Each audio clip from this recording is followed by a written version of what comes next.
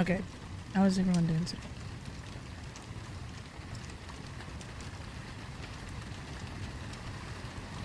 This is very much relaxed time. Alerts are low. It's just us. And some story. Only this one. Maybe we'll do a few fan fictions. But for tonight, rest, relax, and just have a chill time. Hey, Fishy. Good luck, Teddy.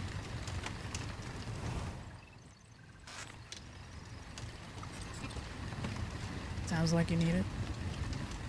What's up, Greek?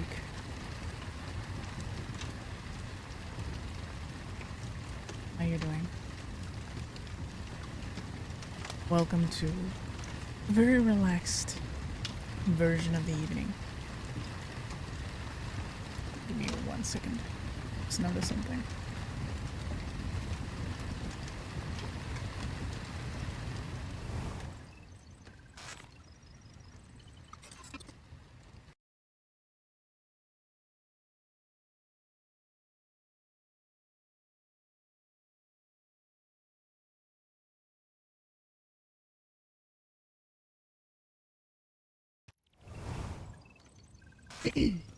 Yeah, sorry about that. You guys don't want to know what I've had to go through to make all of this work. This looks like a cozy VR world. You want to hear a funny thing, Fishy? You want to see something funny? My desktop. I went and I tracked down extra noises to compile them into one audio source, which is the rain sounds and everything we're hearing right now. The fireplace noises. So because I figured, why not? Let's make this a bit of a cozy evening. Let's make this nice. No worries, I'll turn it down. Remember, what I hear and what you hear are different volumes. You know when it's good. Let me know it works. Alright.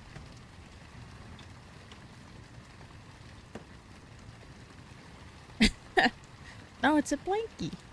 I'm in a little blanket. So, go get the things that are comfy, make you relax, get a drink. Basically, you guys are seeing what I'm seeing up the corner.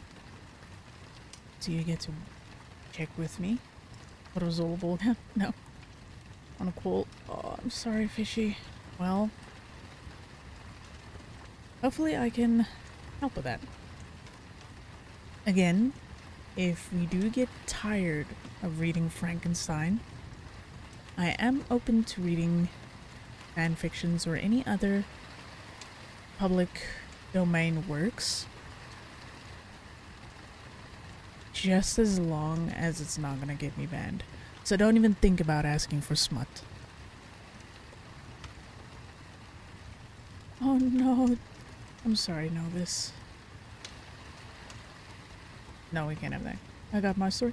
If you have a story, I'm here for the burgers. There are no burgers. Yeah, I'm sorry, Novus. I hope you get to have a PC again very soon when you get to that side.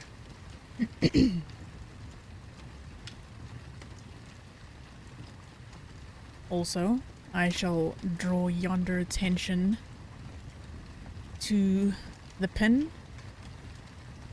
All, and I mean all, notifications have been turned off. So no scares, no follows, no raids. Nexus to publish books you could read as well.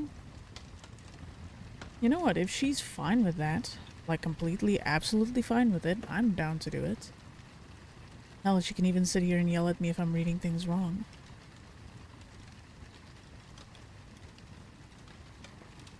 Loudly anime posts for myself. You know, Fishy, I would actually suspect that you would do that. I honestly would. So again, if she says she's absolutely fine with that, then I'm down to do it. My story is a short horror story. Must refrain from making a short joke. Yeah. This is not going to become a constant thing.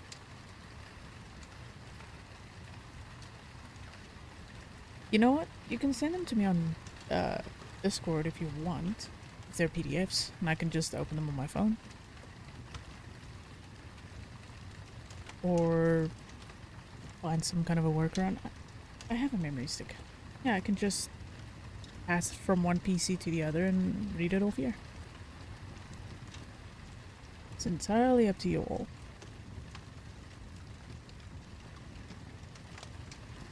What? Ain't gonna be a monthly thing? No, it's not. This is not gonna be... Why are you saying yes, Fishy? What is this? Is this gonna turn into an actual thing you guys would want once a month? Like me just sitting here reading whatever book or submission? Actually, yeah. Yes. I feel like, I mean, it started months ago. What the fuck? Oh, fucking hell. What am I getting my story time authority? Oh, God. So I'm gonna have to run this setup every month. Fuck my life.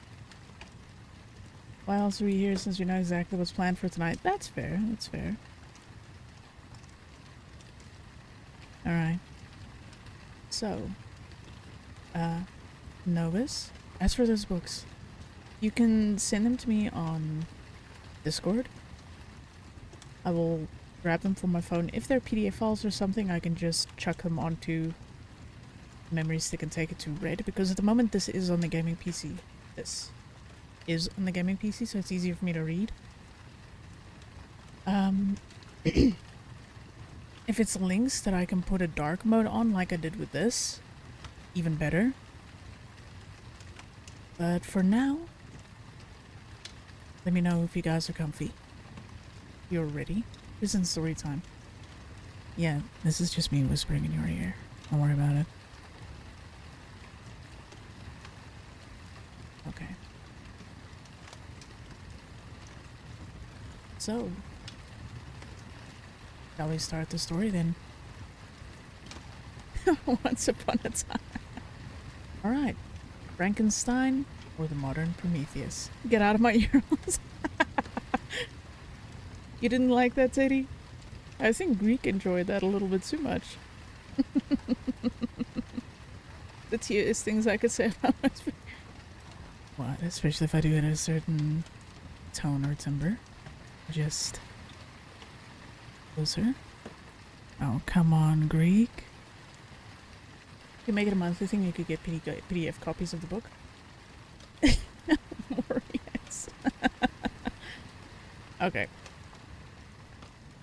So, I guess I'm making this a monthly thing, like the last Saturday or some, like, I guess I could do a stream of this. Like the last Saturday of every month. Holy God.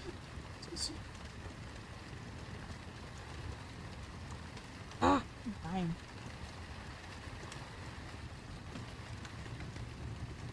Yeah, last Saturday of every month we can do that. You guys are way too excited about this. Alright. Fair warning. My voice does love to crap out on me when I read for too long. So if you want a very crispy Warden, we can keep going for however long. I don't mind. I have nothing else planned for the evening. This is my whole night. Spending it with you guys and reading you a story.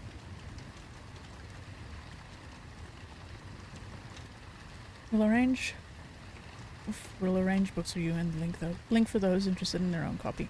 That's perfectly fine, Novus. That is absolutely 100% fine by me. Your voice is absolutely necessary. Okay, well, it sounds like this is gonna be an absolute thing then every last Saturday of the month, which means the next time we do this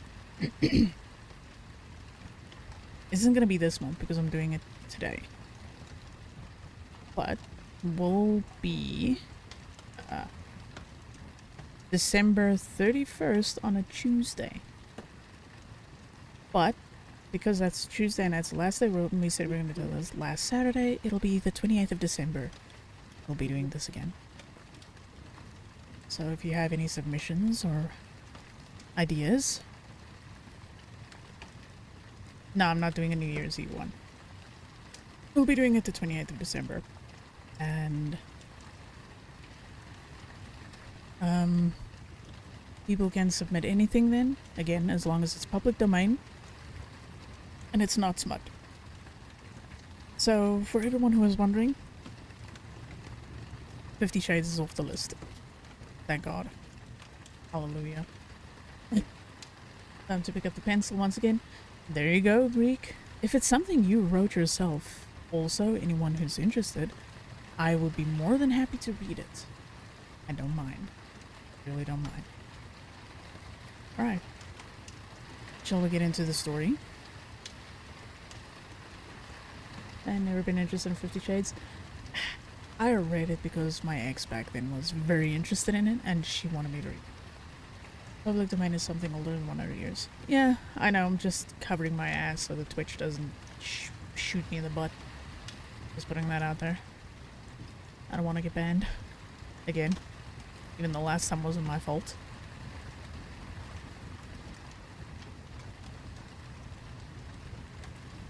I think most of them read it out of morbid curiosity. Yeah, pretty much. I also don't want you banned. That's good to know. It's goddamn Twitch is on a mission here.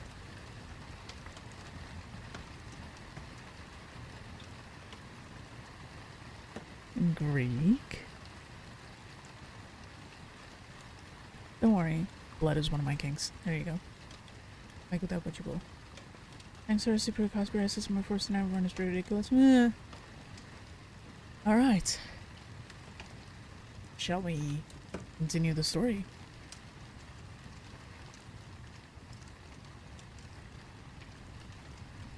Okay.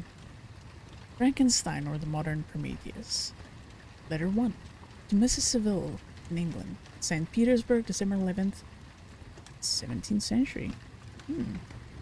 You will rejoice to hear that no disaster has accompanied the commencement of an enterprise which you have regarded with such evil forebodings.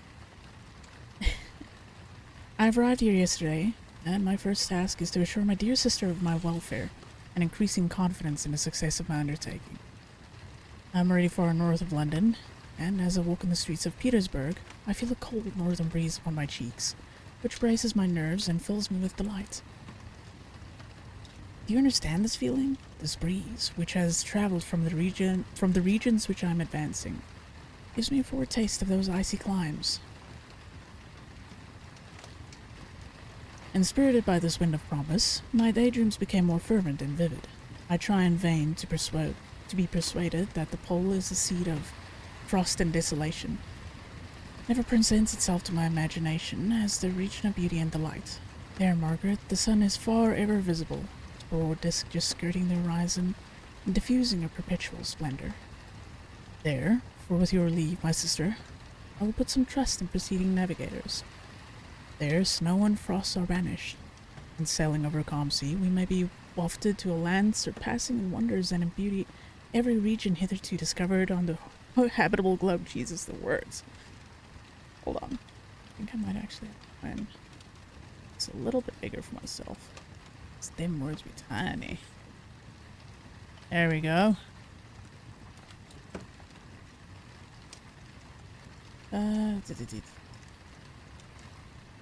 Its productions and features may be without example, as the phenomena of the heavenly bodies undoubtedly are in those undiscovered solitudes. One may not be expected in a country of eternal light. I may there discover the wondrous power which attracts the needle, and may regulate 1,000 celestial observations that require only this voyage to render their seeming eccentricities consistent forever. I shall satiate my ardent curiosity with the sight of a part of the world never before visited, and may tread a land never before imprinted by the foot of man.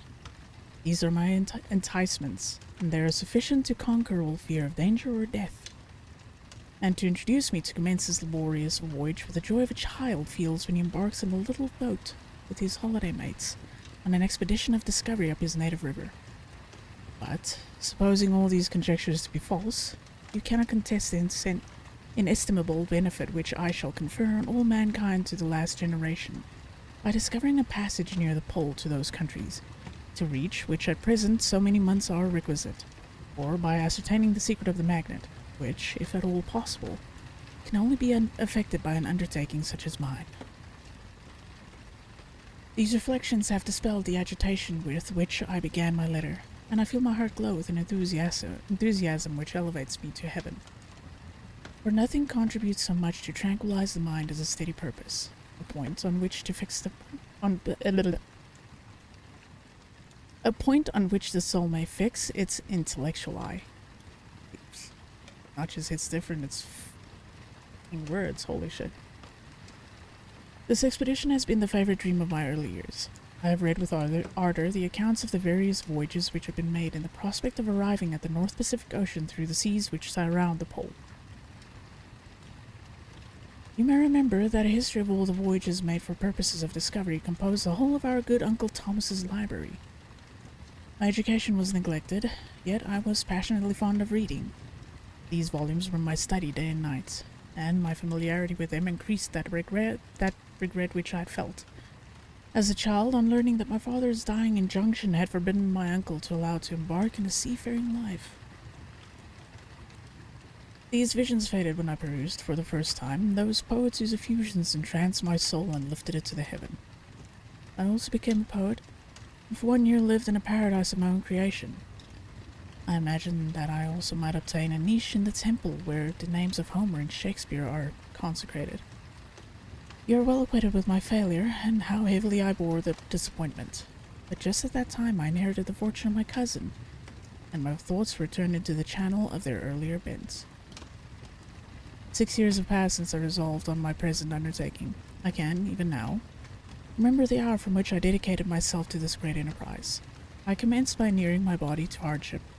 I accompanied the whale fishers on several expeditions to the North Sea. Sorry for my brother, he's a very loud person. I voluntarily endured cold, famine, thirst, and want of sleep. I often worked harder than the common sailors during the day, and devoted my nights to the study of mathematics, the theory of medicine, and those branches of physical science from which a naval adventurer might derive the greatest practical advantage. Twice, I actually hired myself as an undermate in a Greenland whaler, and acquitted myself to admiration. I must own I felt a little proud when my captain offered me the second dignity in the vessel, and entreated me to remain with the greatest earnestness. So valuable did he consider my services. And now, dear Margaret, do I not deserve to accomplish some great purpose? My life might have been passed in ease and luxury, but I preferred glory to every enticement that wealth placed in my path. What's up, Teddy? What is it? Oh, that same encouraging voice would answer in the affirmative. My courage and my resolution is firm, but my hopes fluctuate, and my spirits are often depressed. I am about to proceed on a long and difficult voyage, the emergencies of which will demand all my fortitude. I am required not only to raise the spirits of others, but sometimes to sustain my own, when theirs are failing. God damn.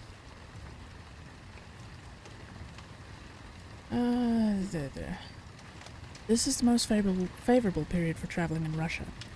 They fly quickly over the shadow in their sledges. The motion is pleasant and, in my opinion, far more agreeable than that of an English stagecoach. The cold is not excessive if you are wrapped in furs, a dress which I have already adopted. For there is a great difference between walking the deck and remaining seated motionless for hours. No exercise prevents the blood from actually freezing in your veins. I have no ambition to lose my life on the post road between St. Petersburg and Archangel. I shall depart for the latter town in a fortnight or 3 weeks, and my intention is to hire a ship there, which can easily be done by paying the insurance for the owner and to engage as many sailors as I think necessary among those who are accustomed to the whale fishing. I do not intend to sail until the month of June. And when shall I return? Ah, dear sister, how can I answer that question? If I succeed, many, many months, perhaps years, will pass before you and I may meet. If I fail, you will see me again soon, or never. Farewell, my dear, excellent Margaret. Heaven shower down blessings on you, and save me that I may again and again testify my gratitude for all your love and kindness. Your affectionate brother, R. Walton.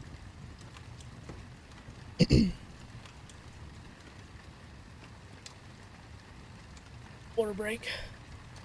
I don't mind the writing, but some of the words, because they're not used as often in modern writing anymore, makes me stumble just a little bit.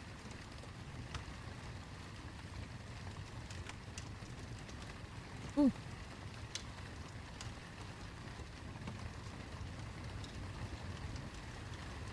Letter 2. Mrs. Seville, England.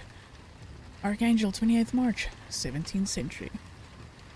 How slowly the time passes here, encompassed as I am by frost and snow. Yet a second step is taken towards my enterprise. I have hired a vessel and am occupied in collecting my sailors. Those whom I have already engaged appear to be men on whom I can depend, and are certainly possessed of dauntless courage. But I have one want which I have never yet been able to satisfy, and the absence of the object of which I now feel as most a severe evil. I have no friend, Margaret, and I am glowing with the enthusiasm of success. There will be none to participate my joy. If I am assailed by disappointment, no one will ever endeavor to sustain me in dejection. I shall commit my thoughts to paper, it is true, but that is a poor medium for the communication of feeling. I desire the company of a man who could sympathize with me, whose eyes would reply to mine. You may deem me romantic, my dear sister, but I bitterly feel the want of a friend. I have no one near me, gentle yet courageous, possessed of a cultivated as well as of a capricious mind, whose tastes are like my own, to approve or amend my plans. How would such a dear friend repair the faults of your poor brother? I am too ardent in execution, and too impatient of difficulties, but it is still a greater evil to me that I am self-educated. For the first 14 years of my life I ran wild on a common, and read nothing but our Uncle Thomas's books of voyages. At that age I became acquainted with the celebrated poets of our own country, but it was only when it had ceased to be in my power to derive its most important benefits from such a conviction that I perceived the necessity of beginning acquainted with more languages than that of my native country. Now I am 28, and I am in reality more literate than many schoolboys of 15. Ooh. It is true that I have thought more, that my daydreams are more extended, and the magnificent, but they want, as the painters call it, keeping. And I greatly need a friend who would have sense enough not to despise me as a romantic, and affection enough for me to endeavor to regulate my mind. Well, these are useless complaints. I shall certainly find no friend on the wide ocean, or even here in Archangel, among merchants and seamen. Don't giggle, I'm watching you. Yet some feelings, unallied to the dross of human nature, beat even in these rugged bosoms. It's taking so much for me not to giggle at some of these words.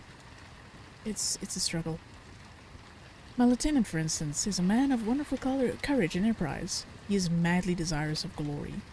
He is an Englishman, and in the midst of national and professional prejudices, unsoftened by cultivation, retains some of the noblest endowments of humanity. I first became acquainted with him on board a whale vessel. Finding that he was unemployed in the city, I easily engaged him to assist in my enterprise. The master is a person of excellent disposition, and is remarkable in the ship for his gentleness and the mildness of his discipline. He is, indeed, of so amiable a nature that he will not hunt, the favorite and almost the only amusement here, because he cannot endure to spill blood. He is, moreover, heroically generous. Some years ago he loved a young Russian lady of moderate fortune, and having amassed a considerable sum in prize money, the father of the girl consented to the match.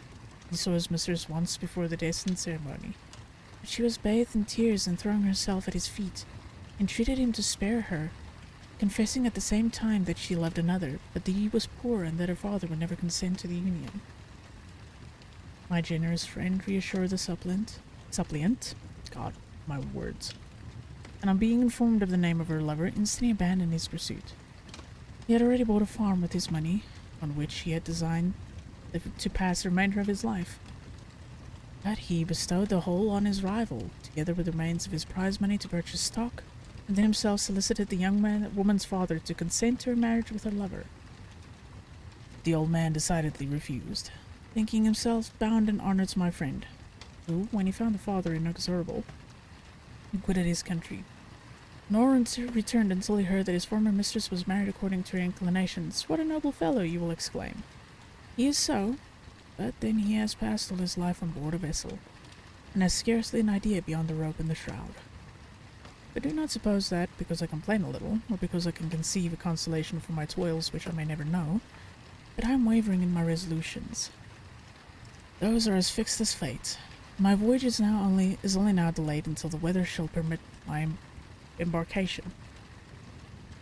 The winter has been dreadfully severe, but the spring promises well, and it is considered as a remarkably early season, so that, perhaps, I may sail sooner than I expected. I shall do nothing rashly. You know me sufficiently to confide in my prudence and considerateness whenever the safety of others is committed to my care. My eyes are like, eh? I cannot describe to you my sensations or the near prospect of my undertaking. It is impossible to communicate to you a conception of the trembling sensation, half pleasurable and half fearful, with which I am preparing to depart. I am going to unexplored regions, to the land of mist and snow, but I shall kill no albatross. Therefore, do not be alarmed for my safety. Shall I meet you again, after having traversed immense seas, and returned by the most southern cape of Africa or America? Dare not expect such success, yet I cannot bear to look on the reverse of the picture. Continue to write to me by every opportunity. I may receive your letters, though the chance is very doubtful, on some occasions when I need them most to support my spirits. I love you very tenderly. Remember me with affection should you never hear from me again. Your affectionate brother, Robert Wolfe. Letter 3. To Mrs. Seville, England, July 7th, 17th century. My dear sister, I write a few lines in haste to say that I'm safe and well advanced on my voyage. This letter will reach England by a merchantman now on its homeward voyage from Archangel. More fortunate than I, who may not see my native land perhaps for many years.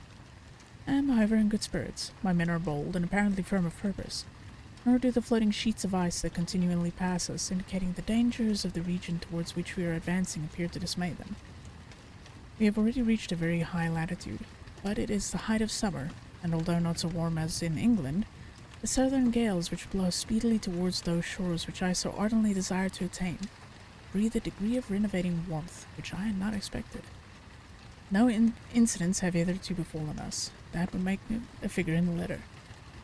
One or two stiff gales and the breaking of a mast are accidents which experienced navigators scarcely remember to record, and I shall be well content if nothing worse happens to us during our voyage. Adieu, my dear Margaret. Be assured that for my own sake, as well as yours, I will not rashly encounter danger. I will be cool, preserving, and prudent. Remember me to all my English friends. Most affectionately yours, R.W. Man, this dude wrote a lot. To Mrs. Seville, England, August 5th, 17th century. So strange an accident has happened to us that I cannot forbear recording it, although it is very probable that you will see me before these letters can come into your possession. Last Monday, July 31st, we were nearly surrounded by ice. It was actually written by a lady. Oh yeah, no, I know, but still. All of this, the character. Our situation was somewhat dangerous, especially as we were compassed around by a very thick fog. We were accordingly lay to, hoping that some change would take place in the atmosphere and weather. About 2 o'clock the mist cleared away, and we beheld, stretched out in every direction, vast and irregular plains of ice, which seemed to have no end. Some of my comrades groaned, and my own mind began to grow watchful with anxious thoughts, when a strange sight suddenly attracted our attention, and diverted our solicitude from our own situation.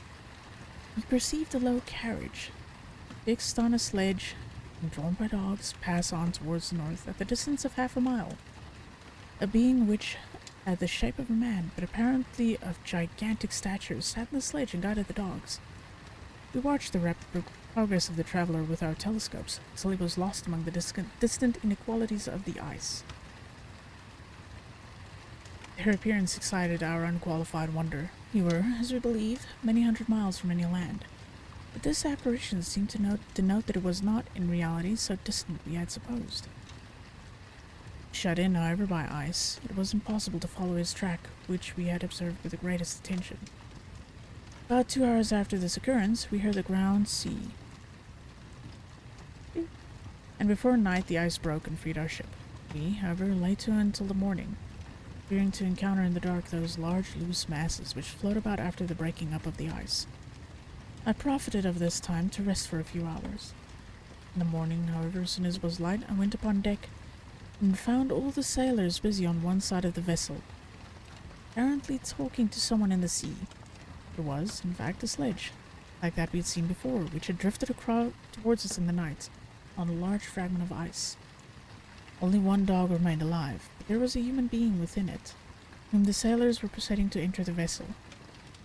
He was not, as the other travelers seemed to be, a savage inhabitant of some undiscoverable land, but an European. When I appeared on deck, the master said, "Here is our captain, and he will not allow you to perish on the open sea." On perceiving me, the stranger addressed me in English, although with a foreign accent. "Before I come on board your vessel," said he, "will you have the kindness to inform me whither you are bound?" Oh, water.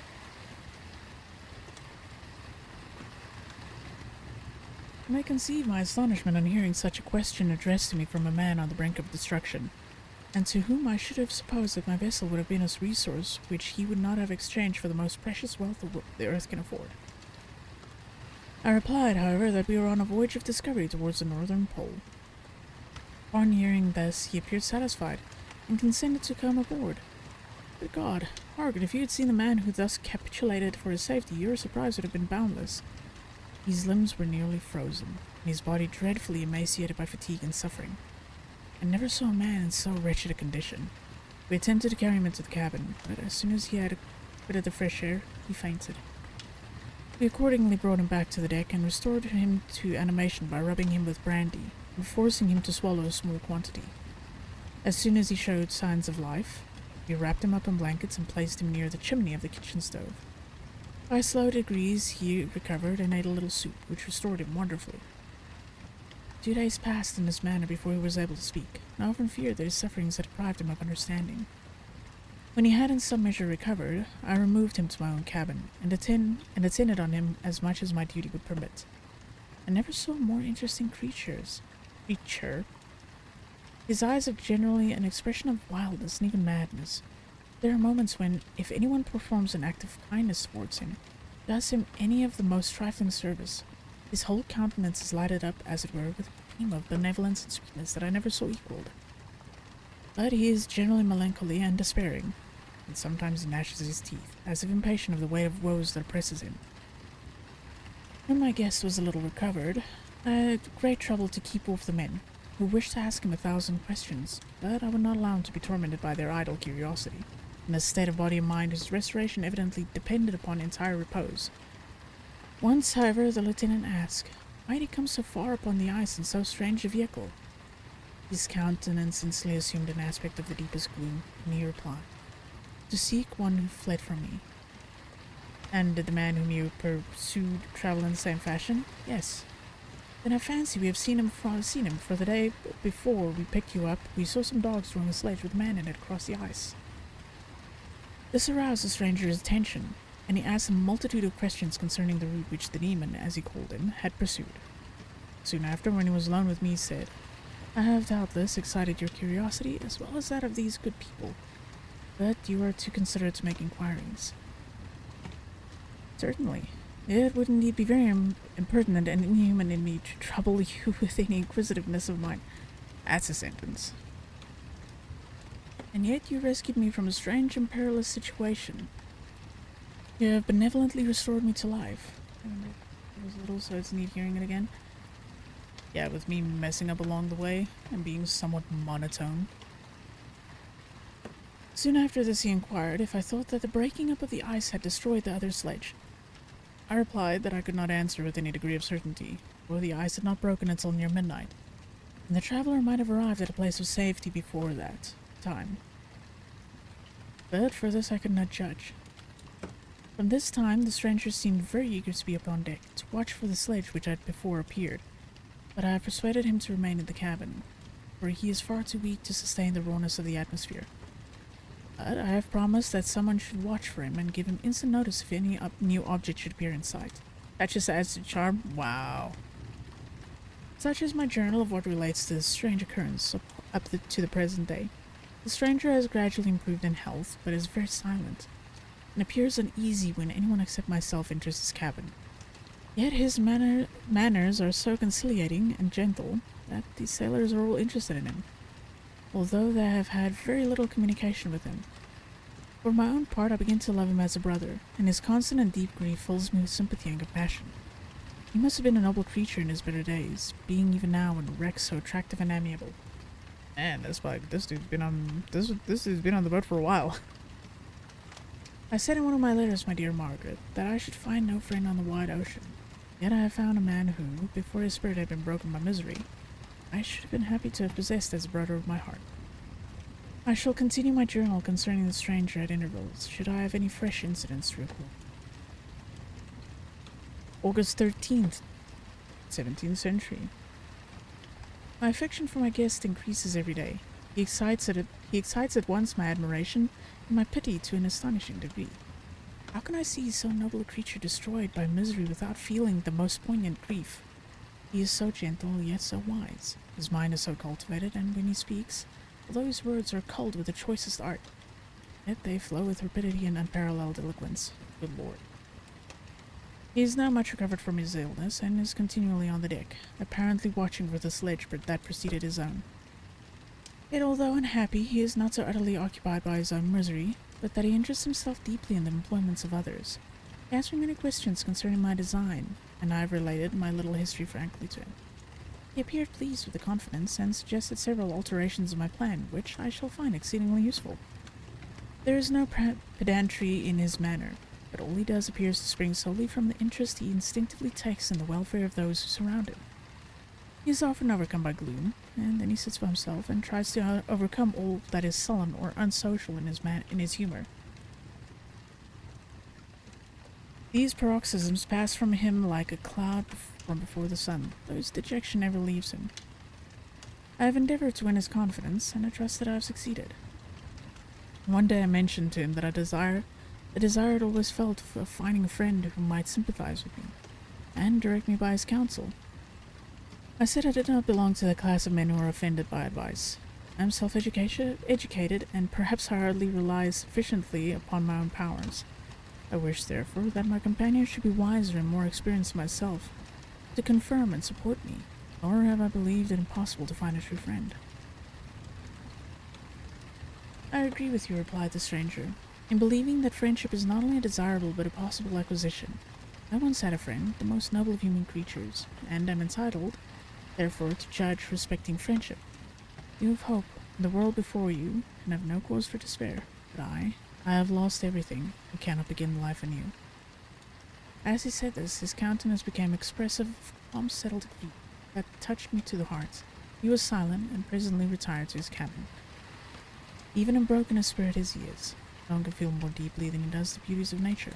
The starry sky, the sea, and every sight afforded by those wonderful regions seems still to have power of elevating his soul from earth. Such a man has a double existence. He may suffer misery and be overwhelmed by disappointments, yet when he has retired into himself, he will be like a celestial spirit that has a halo around him, within whose circle no grief or folly ventures. Will you laugh at the enthusiasm I express concerning this divine wanderer? If you do, you must have certainly lost that simplicity which was once your characteristic charm. Yet, if you will, smile at the warmth of my expressions, while I find every day new causes for repeating them. August 19th, 17th century. Yesterday the stranger said to me, "You may easily perceive, Captain Walton, that I have suffered great and unparalleled misfortunes. I had determined once that the memory of these evils should die with me. But you have won me to alter my determination. You seek for knowledge and wisdom as I once did, and I ardently hope that the gratification of your wishes may not be a serpent to sting you. as mine has been.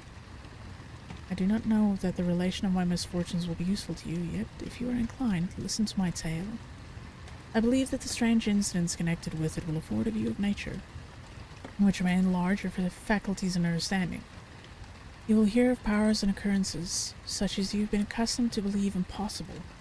But I do not doubt that my tale conveys in its serious internal evidence of the truth of the events of which it is composed. You may easily conceive that I was much gratified by the offered communication, yet I could not endure that he should renew his grief by a recital of his misfortunes. I felt the greatest eagerness to hear the promised narrative, partly from curiosity, and partly from a strong desire to ameliorate his fate. Were in my power. I expressed these feelings in my answer. I thank you, he replied, for your sympathy, but it is useless. My fate is nearly fulfilled. I wait for but one event, and then I shall rest or repose in peace. I understand your feeling, continued he, perceiving that I wished to interrupt him. You are mistaken, my friend, if thus you will allow me to name you. Nothing can alter my destiny. Listen to my history, and you will perceive how irrevocably it is determined. He then told me that he would commence his narrative the next day when I should be at leisure. This promise drew from me the warmest thanks. I resolved every night when I am not engaged to record, as nearly as possible in his own words, what he has related during the day. If I should be engaged, I will at least make notes. This manuscript will doubtless afford you the greatest pleasure, but to me, who knew him, and who hear it from his own lips, with what interest and sympathy shall I read it at some future. Well, we get to chapter 1. Good lordy. Just a slight break. Holy shit.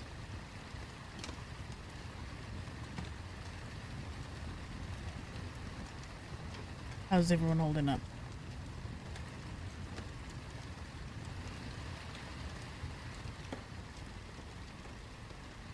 It's interesting. Yeah, especially with my voice. It's interesting. I haven't read this in a very long time myself, so going over it again has been interesting.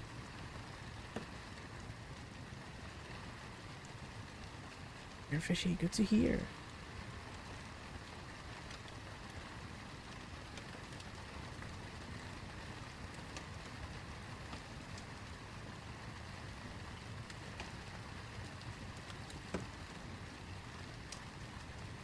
Oop.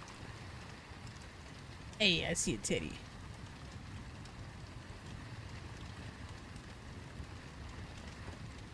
Okay, just tired, only enough 5.5 hours of sleep. Ooh, sorry to hear that.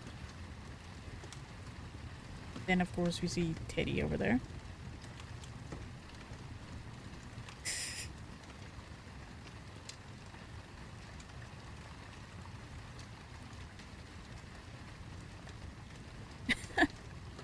What is that emote, Teddy? I know it's from Failish. It's the old lick emote.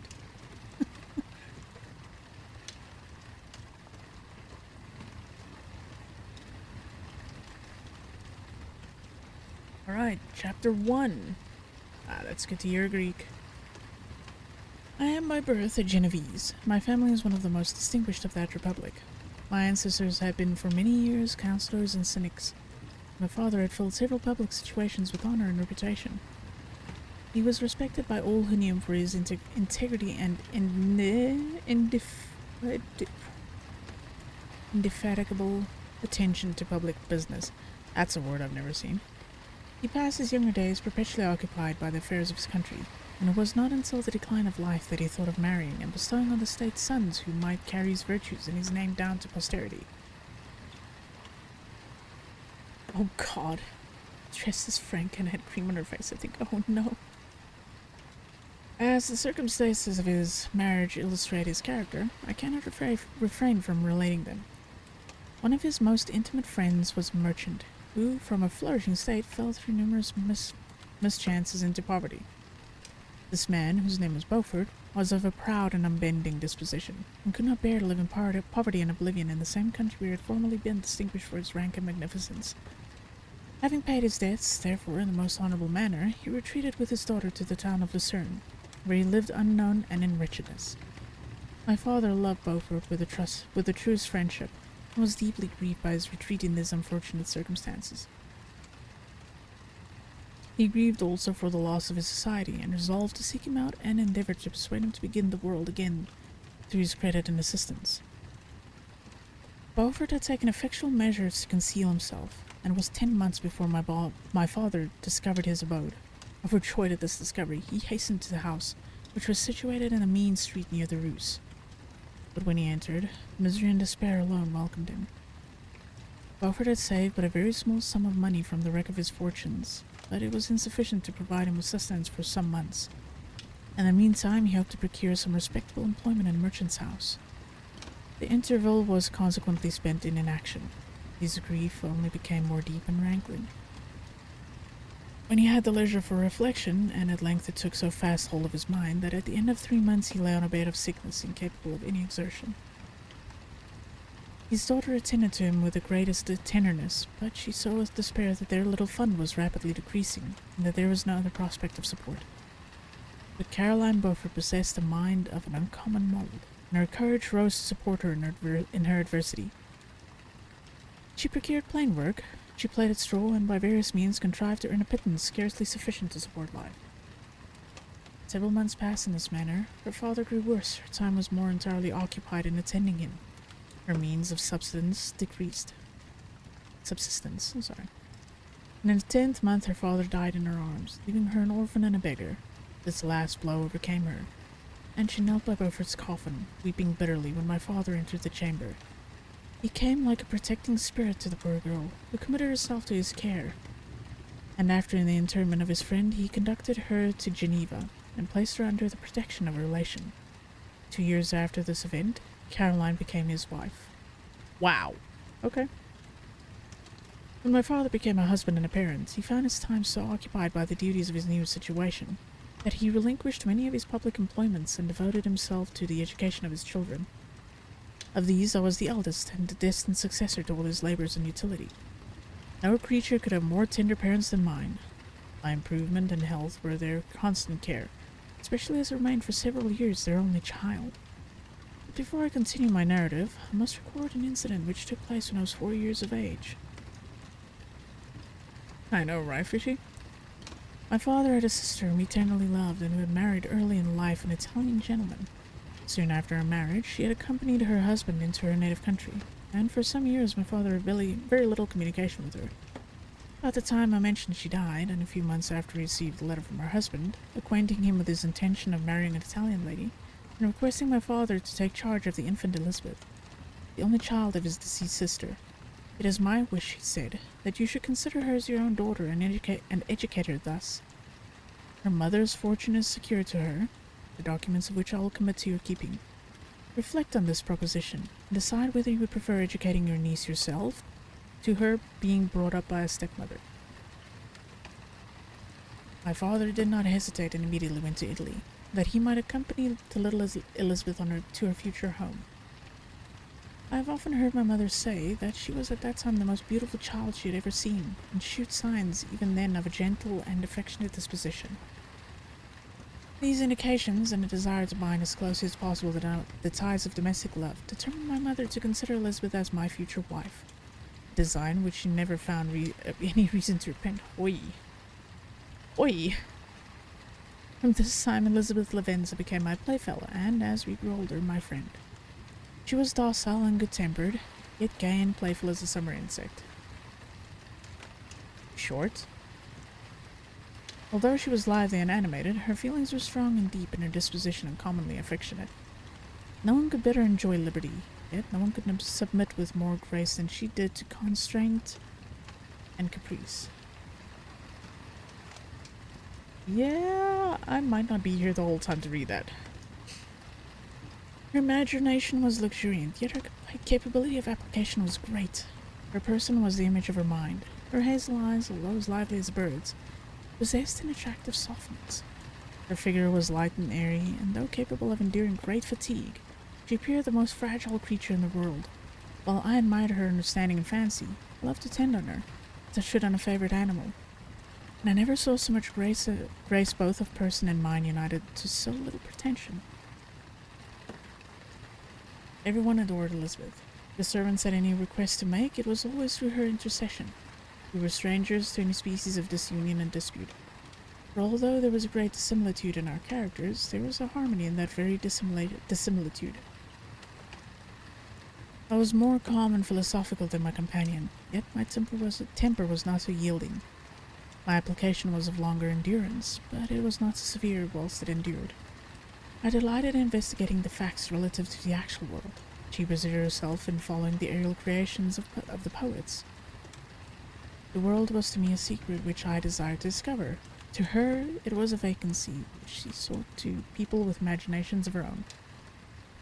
My brothers were considerably younger than myself, but I had a friend in one of my schoolfellows who compensated for this deficiency. Henry Clerval. I had to struggle for a moment there not to say Henry Cavill. Henry Clerval was the son of a merchant of Geneva, an intimate friend of my father. He was a boy of singular talent and fancy. I remember when he was 9 years old, he wrote a fairy tale which was the delight and amazement of all his companions. His favorite study consisted in books of chivalry and romance. And when very young, I can remember that we used to act plays composed by him out of those favorite books. The principal characters which were Orlando, Robin Hood, Amadis, and St. George. No youth could have passed more happily than mine. My parents were indulgent and my companions amiable. Our studies were never forced, and by some means we always had an end place in view, which excited us to the ardor in the prosecution of them. Sapentalia. It was by this method and not by emulation that we were urged to application. Jesus, my brain just stuttered there. Elizabeth was not incited to apply herself to drawing, that her companions might not outstrip her, but through the desire of pleasing her aunt, by the representation of some favorite scene done by her own hand. We learned Latin and English, that we might read the writings in those languages. And so far from study being made odious to us for punishment, we loved application, and our amusements would have been the labors of other children. Perhaps we did not read so many books or learn languages so quickly as those who are disciplined according to the ordinary methods. But what we learned was impressed more deeply on our memories.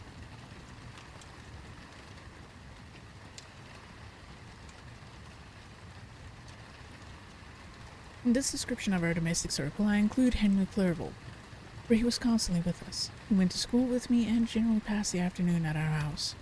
For being an only child and destitute of companions at home, his father was well pleased that he should find associates at our house, and we were never completely happy when Clerval was absent. I feel pleasure in dwelling on the recollections of childhood before misfortune had tainted my mind and changed its bright visions of extensive usefulness into gloomy and narrow reflections upon myself. But in enjoying the picture of my early days, I must not omit to record those events which led, by insensible steps, to my aftertale of misery. For when I would account to myself for the birth of that passion which afterwards ruled my destiny, I find it arise like a mountain river, from ignoble and almost forgotten sources, but swelling as it proceeded, became the torrent which, in its course, has swept away all my hopes and joys. Natural philosophy is the genius that has regulated my fate. I desire, therefore, in this narration, to state those facts which led to my predilection for that science. When I was 13 years of age, we went on a party of pleasure to the baths near Thonon. The inclemency of the weather obliged us to remain a day confined to the inn. In this house I chanced to find a volume of the works of Cornelius Agrippa. I opened it with apathy. The theory which he attempts to demonstrate, and the wonderful facts which he relates, soon changed his unfeeling into enthusiasm. A new light seemed to dawn upon my mind, and, bounding with joy, I communicated my discovery to my father. I cannot help remarking here the many opportunities instructors possess of directing the attention of their pupils to useful knowledge, which they utterly neglect. My father looked carelessly at the title page of my book and said, "Ah, Cornelius Agrippa. My dear Victor, do not waste your time upon this. It is sad trash." If, instead of this remark, my father had taken the pains to explain to me that the principles of Agrippa had been entirely exploded and that a modern system of science had been introduced, which possessed much greater powers than the ancient, because the powers of the latter were chimerical, while those of the former real and practical, under such circumstances I should certainly have thrown Agrippa aside, and, with my imagination warmed as it was, should probably have applied myself to the more rational theory of chemistry which has resulted from modern discoveries. It is even possible that the train of my ideas would never have received the fatal impulse that led to my ruin. But the cursory glance my father had taken of the volume by no means assured me that he was acquainted with its contents, and I continued to read with the greatest avidity. How are you doing, Insalia? Short break. Funny thing, Insalia, apparently this is going to be a thing now every last Saturday of a month. It's been voted so far as I can tell.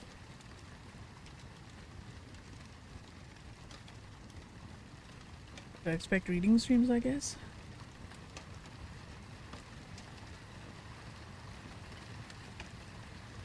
No, fishy.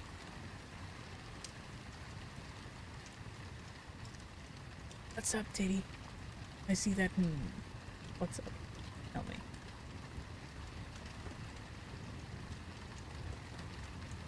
Finally feeling a serious. That's good to hear. I'm glad. Yeah, you've been sick for a long ass while.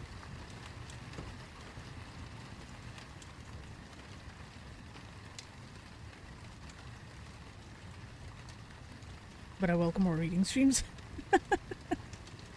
God damn it. They're comfy. Like I said, you do not want to know. Like, I explained to everyone that literally this was me putting everything together. Technically on my recording scene that I used to record videos. Is this in the background? That's my desktop.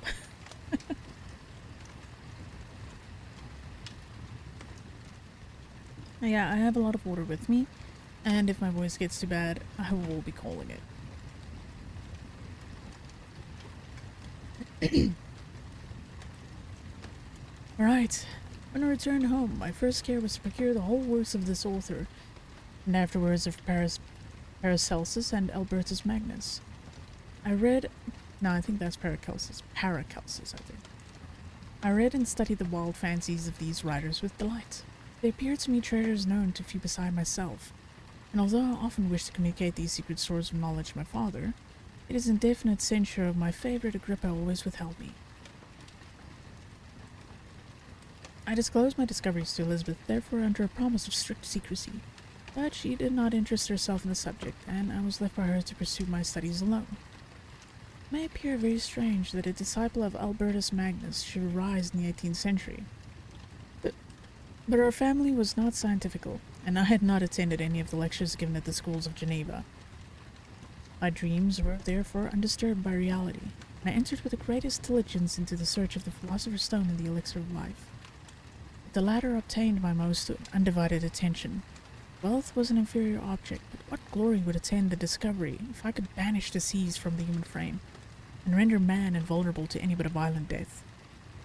Also, Intalia, since this is last Saturday of every month, I let everyone know you can submit things if you have the authors say so, or if it's another public domain book, or if it's a fan fiction, because those are usually. So if people want me to read other things than this, let me know. You can start submitting them to me. I might actually try starting a channel on Mix in my section where people can drop suggestions. Okay. Nor were these my only visions. The raising of ghosts or devils was a promise liberally accorded by my favorite authors, the fulfillment of which I most eagerly sought. And if my incantations were always unsuccessful, I attributed the failure rather to my own experience and mistake than to a want of skill or fidelity in my instructions. The natural phenomena that take place every day before our eyes did not escape my examinations. Distillation and the wonderful effects of steam, process of which my favorite authors were utterly ignorant, excited my astonishment. But my utmost wonder was engaged by some experiments on an air pump, which I saw employed by a gentleman whom we were in the habit of visiting. The ignorance of the early philosophers on these and several other points served to decrease their credit with me, but I could not entirely throw them aside, or some other system should occupy their place in my mind. When I was about 15 years old, we had retired to our house near Belle Rive. when we witnessed a most violent and terrible thunderstorm. It advanced from behind the mountains of Jura, and the thunder burst at once with frightful loudness from various quarters of the heavens. I remained while the storm lasted, watching its progress with curiosity and delight. As I stood out the door, on a sudden I beheld a stream of fire issued from an old and beautiful oak, which stood about 20 yards from our house. And so soon as the dazzling light vanished, the oak had disappeared, and nothing remained but a blasted stump. When we visited the next morning, we found the tree shattered in a singular manner. It was not splintered by the shock, but entirely reduced to thin ribbons of wood. I never beheld anything so utterly destroyed. The catastrophe of this tree excited my extreme astonishment, not astonishment, and I eagerly inquired of my father the nature and origin of thunder and lightning. He replied, electricity, describing at the same time the various effects of that power. He constructed a small electrical machine and exhibited a few experiments. He also made a kite with a wire and a string which drew down that fluid from the clouds. This last stroke completed the overthrow of Cornelius Agrippa, Albertus Magnus, and Paracelsus, who had so long reigned the lords of my imagination. But by some fatality I did not feel inclined to commence the study of any modern system, and this disinclination was influenced by the following circumstance. My father expressed a wish that I should attend a course of lectures upon natural philosophy, to which I cheerfully consented. Some accident prevented my attending these lectures until the course was nearly finished. The lecture, being therefore one of the last, was entirely incomprehensible to me. The professor discoursed with the greatest fluency of potassium and boron, of sulfates and oxides, terms to which I could affix no idea, and I became disgusted with the science of natural philosophy, although I still read Pliny and fawned with delight, authors, in my estimation, of nearly equal interest and utility. My occupations at this age were principally the mathematics, and most of the branches of study pertaining to that science. I was busily employed in learning languages. Latin was already familiar to me, and I began to read some of the easiest Greek authors without the help of a lexicon. I also perfectly understood English and German. This is a list of my accomplishments at the age of 17. You may conceive that my hours are fully employed in acquiring and maintaining a knowledge of this various literature. Another task also devolved upon me, and I became the instructor of my brothers. Ernest was 6 years younger than myself, and was my principal pupil. He had been afflicted with ill health from his infancy, through which Elizabeth and I had been his constant nurses. His disposition was gentle, but he was incapable of any severe application. "What's up, Kaiser?" William, the youngest of our family, was yet an infant, and the most beautiful little fellow in the world. His lively blue eyes, dimpled cheeks, and endearing manners inspired the tenderest affection. Such was our domestic circle, from which care and pain seemed forever banished. My father directed our studies, and my mother partook of our enjoyments. Neither of us possessed the slightest preeminence over the other. Voice of command was never heard amongst us, but mutual affection engaged us all to comply with and obey the slightest desire of each.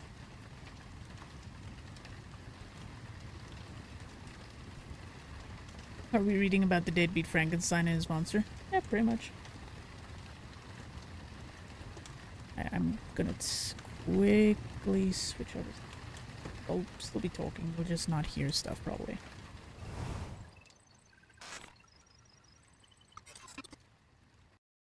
Alright.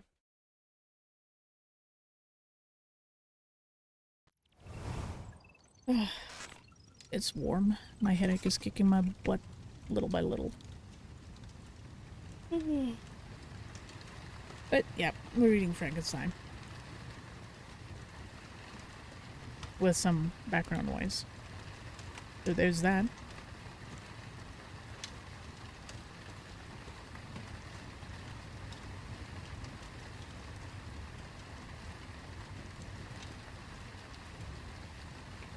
Oh.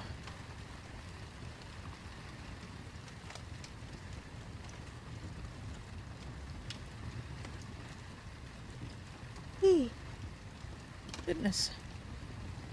The yawns. This heat is not great.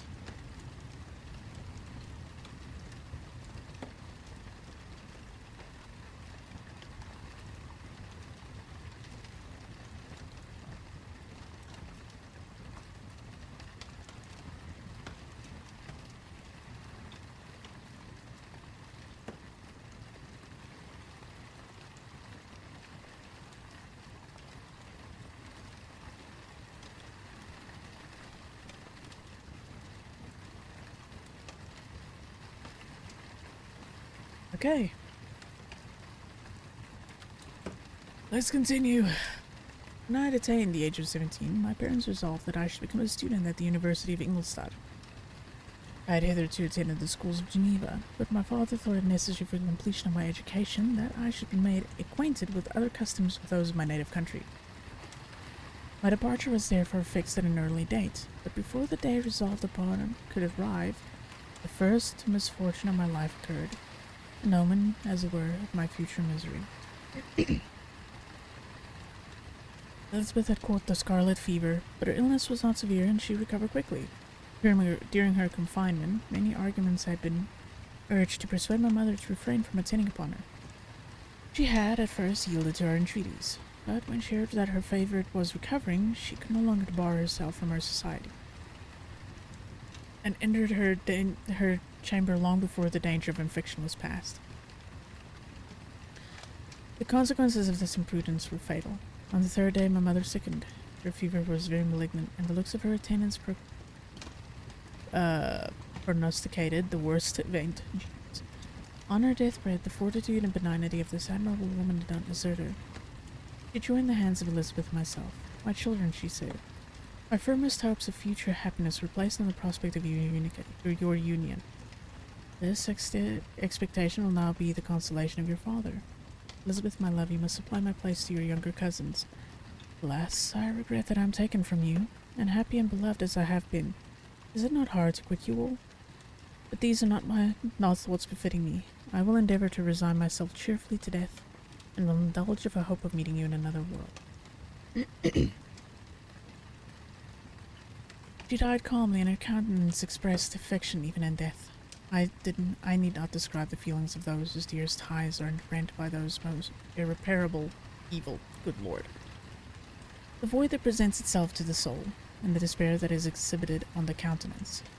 It is so long before the mind can persuade itself that she, whom we saw every day, and whose very existence appeared a part of our own, can have departed forever. That the brightness of a beloved eye can have been extinguished, and the sound of a voice so familiar and dear to the ear can be hushed, never more to be heard. These are the reflections of the first days. When the lapse of time proves the reality of the evil, then the actual bitterness of grief commences. Yet from whom has not that rude hand rent away some dear connection? And why should I describe a sorrow which all have felt and must feel? The time at length arrives when grief is rather an indulgence than a necessity. The smile that plays upon the lips, although it may be deemed a sacrilege, is not banished. My mother was dead, but we still had duties which we ought to perform. We must continue our course for the rest, and learn to think ourselves fortunate whilst one remains whom the spoiler has not seized.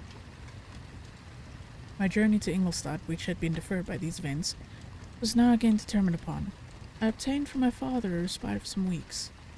This period was spent sadly. My mother's death and my speedy departure depressed our spirits. But Elizabeth endeavored to renew the spirit of cheerfulness within our little society. Since the death of her aunt, her mind had acquired new firmness and vigor.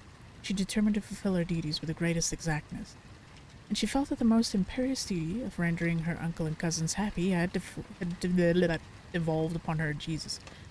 She consoled me, amused her uncle, instructed my brothers, and I never beheld her so enchanting as at this time, when she was continually endeavoring to contribute to the happiness of others, entirely forgetful of herself. My entire brain just tripped on that paragraph. The day of my departure at length arrived. I had taken leave of all my friends, excepting Clerval, who spent the last evening with us. He bitterly lamented that he was unable to accompany me, but his father could not be persuaded to part with him, intending that he should become a partner with him in business. In compliance with his favorite theory that learning was superfluous in the commerce of ordinary life. Henry had a refined mind. He had no desire to be idle, and was well pleased to become his father's partner, but he believed that a man might be a very good trader and yet possess a cultivated understanding.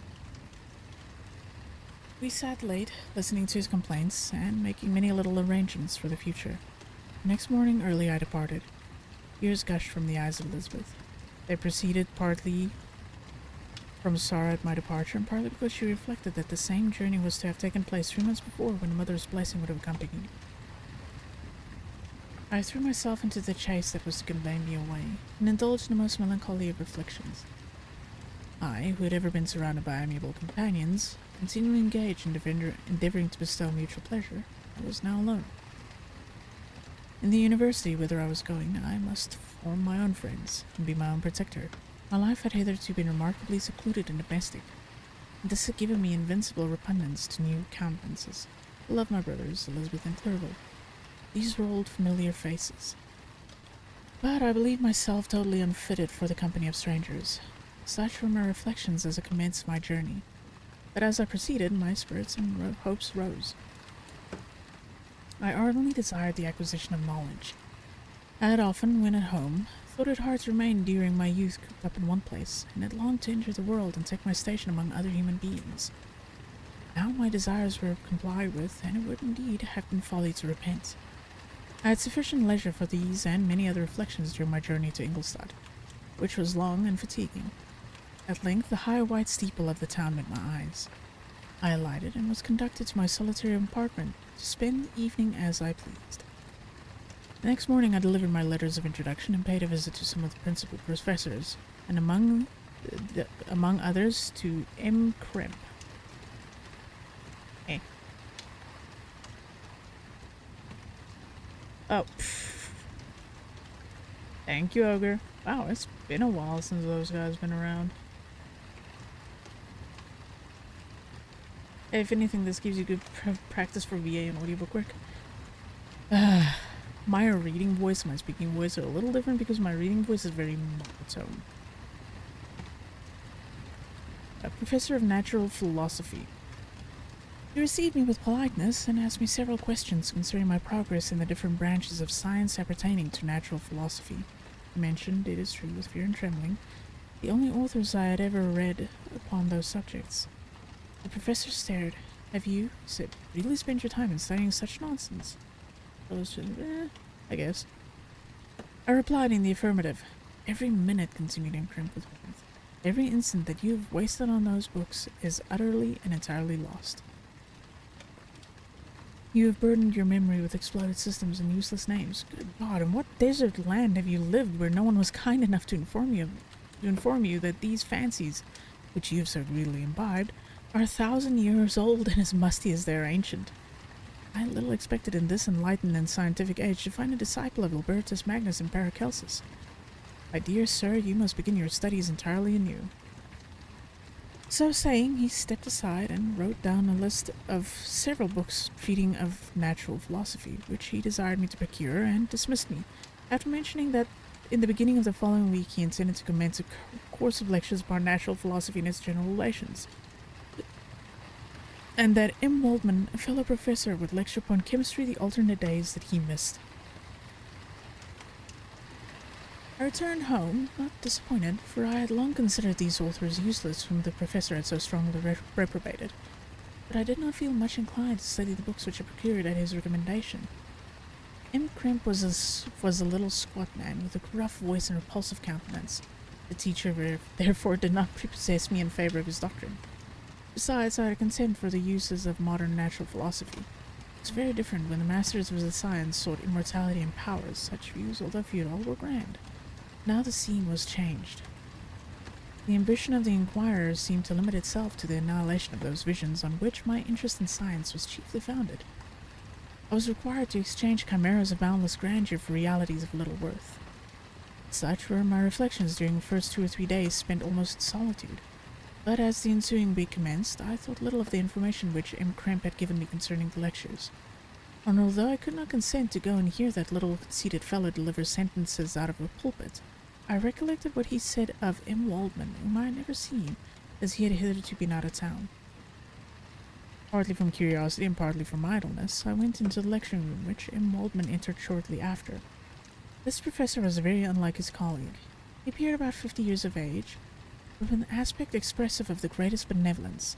Few grey hairs covered his temples, but those at the back of his head were nearly black. His person was short, but remarkably erect, and his voice the sweetest I had ever heard. He began his lecture by a recapitulation of the history of chemistry and the various improvements made by different men of learning, pronouncing with fervor the names of the most distinguished discoverers. He then took a cursory view of the present state of the science and explained many of its elementary terms. After having made a few preparatory experiments, he concluded with a panegyric. Christ, this is going to be difficult because now all the really bad words and strong words are coming out of here. The terms of which I shall never forget. The ancient teachers of this science promised impossibilities and performed nothing. Modern masters promise very little. They know that metals cannot be transmuted, and that the elixir of life is a chimera. These philosophers, whose hands seem only made to dabble in dirt and their eyes to pore over the microscope or crucible, have indeed performed miracles. They penetrate into the recesses of nature and show how she works in her hiding places. They ascend into the heavens. They have discovered how the blood circulates and the nature of the air we breathe. They've acquired new and almost unlimited powers. They can command the thunders of heaven, mimic the earthquake, and even mock the invisible world with its own shadows. I departed highly pleased with the professor in his lecture and paid him a visit the same evening. His manners in private were even more mild and attractive than in public, for there was a certain dignity in his mien during his lecture, which in his own house was replaced by the greatest affability and kindness. He heard with attention my little narration concerning my studies, and smiled at the names of Cornelius, Agrippa, and Paracelsus, but without the contempt that M. Kremp had exhibited. He said that these were men to whose God damn it, indefatigable zeal modern philosophers were indebted for most of the foundations of their knowledge. They had left to us, as an easier task, to give new names and arrange in connected classifications the facts which they in a great degree had been instruments of bringing to light. My brain is just not working on this paragraph. The labors of men of genius, however erroneously directed, scarcely ever fail in ultimately turning to the solid advantage of mankind. I listened to his statement, which was delivered without any presumption or affection, and then added that his lecture had removed my prejudices against modern chemists, and I at the same time requested his advice concerning the books I ought to procure.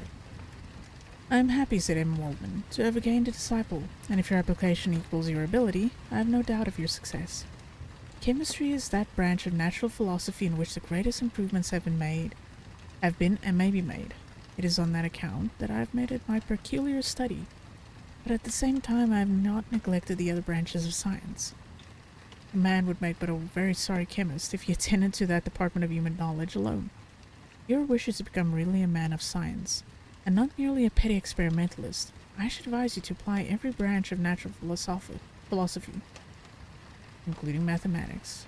He then took me into his laboratory and explained to me the uses of his various machines, instructing me as to what I ought to procure, and promising me the use of his own, when I should have advanced far enough in the science not to derange the mechanism. He also gave me the list of books which I had requested, and I took my leave. Thus ended a day memorable to me. It decided my future destiny. Holy mother of pickles and petunias, the wording. Fuck my life. Hi.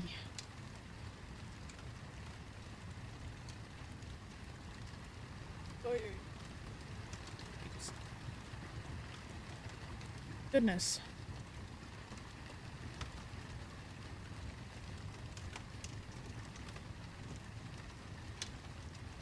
I definitely feel like I need a little stretch after that.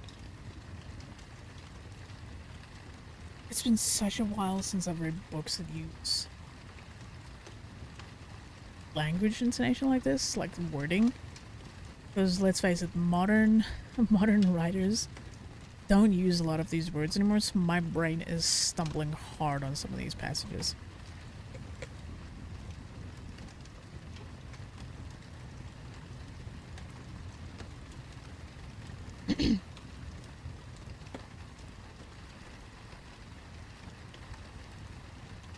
From this day, natural philosophy, and particularly chemistry, in the most comprehensive sense of the term, became nearly my sole occupation. I read with ardor those works, so full of genius and discrimination, which modern inquirers have written on these subjects. I attended the lectures and cultivated the acquaintance of the men of science of the university. and I found even in M. Crimp a great deal of sound sense and real information, combined, it is true, with a repulsive physiognomy and manners. Wow, he really does like that guy. But not on that account less valuable. In M. Waldman, I found a true friend. His gentleness was never tinged by dogmatism, and his instructions were given with an air of frankness and good nature that banished every idea of pedantry. It was, perhaps, the amiable character of this man that inclined me more to that branch of natural philosophy which he professed than an intrinsic love for the science itself. But this state of mind had place only in the first steps towards knowledge. The more fully I entered into the science, the more exclusively I pursued it for its own sake. That application, which at first had been a matter of duty and resolution, now became so ardent and eager. The stars often disappeared in the light of morning whilst I was yet engaged in my laboratory. As I applied so closely, it may be easily conceived that I improved rapidly. My ardor was indeed the astonishment of the students, and my proficiency that of the masters. I think it's considered bad form to use white diction in modern era because people don't like feeling like the old people. There's thesaurus. Yeah. No, I completely understand that. It's goddamn. Just because I haven't read books from this age in such a long time, like from this era, it is doing a number on me. Professor Crimp often asked me, with a sly smile, how Cornelius Agrippa went on, whilst M. Waldman expressed the most heartfelt exultation in my progress. 2 years passed in this manner, during which I paid no visit to Geneva, but was engaged, heart and soul, in the pursuit of some discoveries which I hope to make. None but those who have experienced them can conceive of the enticements of science. In other studies, you go as far as others have gone before you, and there is nothing more to know. But in a scientific pursuit there is continual food for discovery and wonder. A mind of moderate capacity, which closely pursues one study, must infallibly arrive at great proficiency in that study. And I, who continuously sought the attainment of one object of pursuit, and was solely wrapped up in this, improved so rapidly that at the end of 2 years I made some discoveries in the improvement of some chemical instruments, which procured me great esteem and admiration at the university. Yeah, it's story time, Killeth. So grab a blankie, grab a drink, preferably some hot cocoa or something.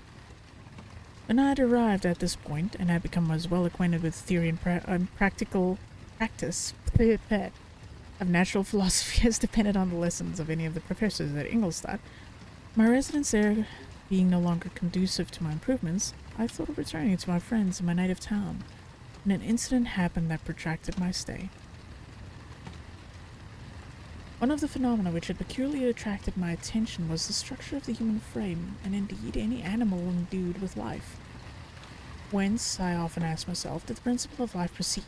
It was a bold question, and one which has ever been considered as a mystery. Yet with how many things are we upon the brink of becoming acquainted if cowardice or carelessness did not restrain our inquiries? I revolved these circumstances in my mind, and determined thenceforth to apply myself more particularly to those branches of natural philosophy which relate to physiology. I think there's an issue with having good mentally pulling up bro stuff and what, like, implemented and Jesus Christ. Yeah, my brain just went, heh, when I tried reading that. Again, the English is not my native language, so there's a lot that gets generalized for me because it's easier. But yeah. Unless I had been animated by an almost supernatural enthusiasm, my application to this study would have been irksome and almost intolerable. Those mean, clothed, and beautiful for those who don't. Good lord. To examine the causes of life, we must first have recourse to death. English, please work with me. I became acquainted with the science of anatomy. This was not sufficient. I must also observe the natural decay and corruption of the human body. In my education, my father had taken the greatest precautions that my mind should be impressed with no supernatural horrors. I do not ever remember to have trembled at a tale of superstition, or to fear the apparition of a spirit. Darkness had no effect upon my fancy, and the churchyard was to me merely the receptacle of bodies deprived of life, which, from being the seat of beauty and strength, had become food for the worm.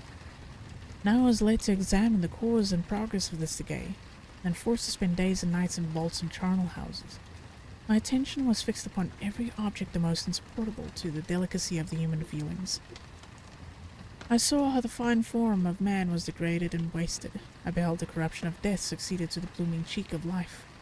I saw how the worm inherited the wonders of the eye and brain. I paused, examining and analyzing all the minutiae of causation, as exemplified in the change from life to death and death to life, until from the midst of this darkness a sudden light broke in upon me. A light so brilliant and wondrous, yet so simple, that while I became dizzy with the immensity of the prospect which it illustrated, I was surprised that among so many men of genius who had directed their inquiries towards the same science, that I alone should be reserved to discover so astonishing a secret. Remember, I am not recording the vision of a madman. The sun does not more certainly shine in the heavens than that which I now affirm is true. Some miracle might have produced it, yet the stages of the discovery were distinct and probable. After days and nights of incredible labor and fatigue, I succeeded in discovering the cause of generation in life. Nay, more, I became myself capable of bestowing animation upon lifeless matter. Well, that's a problem.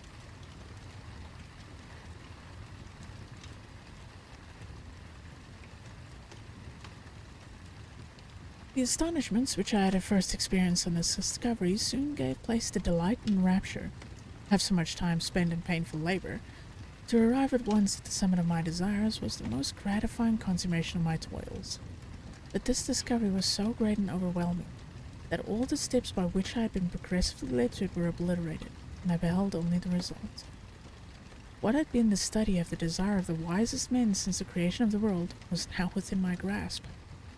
Not that, like a magic scene, it all opened up on me at once. The information I had obtained was of a nature rather to direct my endeavors as soon as I should point them towards the object of my search, than to exhibit that object already accomplished. I was like the Arabian who had been buried with the dead and found a passage to life aided by one glimmering and seemingly ineffectual light. I see by your eagerness and the wonder and hope which your eyes express, my friend, that you expect to be informed of the secret with which I am acquainted. That cannot be. Listen patiently until the end of my story, and you will easily perceive why I am reserved upon that subject. I'll not lead you on, unguarded and ardent as I then was, your destruction and infallible misery. Learn from me, if not by my precepts, at least by my example, how dangerous is the acquirement of knowledge, and how much happier that man is who believes his native town to be the world, than he who aspires to become greater than his nature will allow. When I found so astonishing a power placed within my hands, I hesitated a long time concerning the manner in which I should employ it. Although I possessed the capacity of bestowing animation, yet to prepare a frame for the reception of it, with all its intricacies of fibers, muscles, and veins, still remained a work inconceivable difficulty and labor. I doubted at first whether I should attempt the creation of a being like myself, or one of simpler organization. But my imagination was too much exalted by my first success to permit me to doubt of my ability to give life to an animal as complex and wonderful as man. The materials at present within my command hardly appeared adequate to so arduous an undertaking, but I doubted not that I should ultimately succeed. I prepared myself for a multitude of reverses. My operations might be incessantly baffled, and at last my work be imperfect. Yet when I considered the improvement with which every day takes place in science and mechanics, I was encouraged to hope my present attempts would at least lay the foundation of future successes. Nor could I consider the magnitude and complexity of my plan as any argument of its intractability. Jesus. It was with these feelings that I began the creation of a human being. As the minuteness of the parts formed a great hindrance to my speed, I resolved, contrary to my first intention, to make the being of a gigantic stature, that is to say, about 8 feet in height, and proportionably large. After having formed this determination, and having spent some months in successfully collecting and arranging my materials, I began. No one can conceive the variety of feelings which bore me onwards, like a hurricane, in the first enthusiasm of success. Life and death appear to me ideal bounds, which I should first break through and pour a torrent of light into our dark world. A new species would bless me as its creator and source. Many happy and excellent natures would owe their being to me. No father could claim the gratitude of his child so completely as I should deserve theirs. Pursuing these reflections, I thought that if I could bestow animation upon lifeless matter, it might, in process of time, although I now find it impossible, renew life where death had apparently devoted the body to corruption.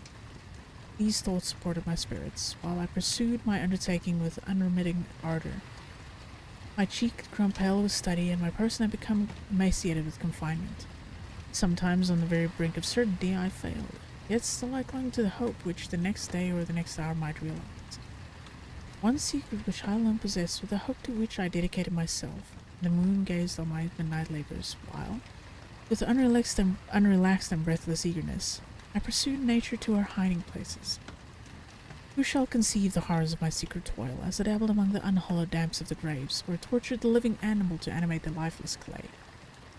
My limbs now tremble and my eyes swim with the remembrance. Then a resistless and almost frantic impulse urged me forward. I seemed to have lost all soul or sensation but for this one pursuit.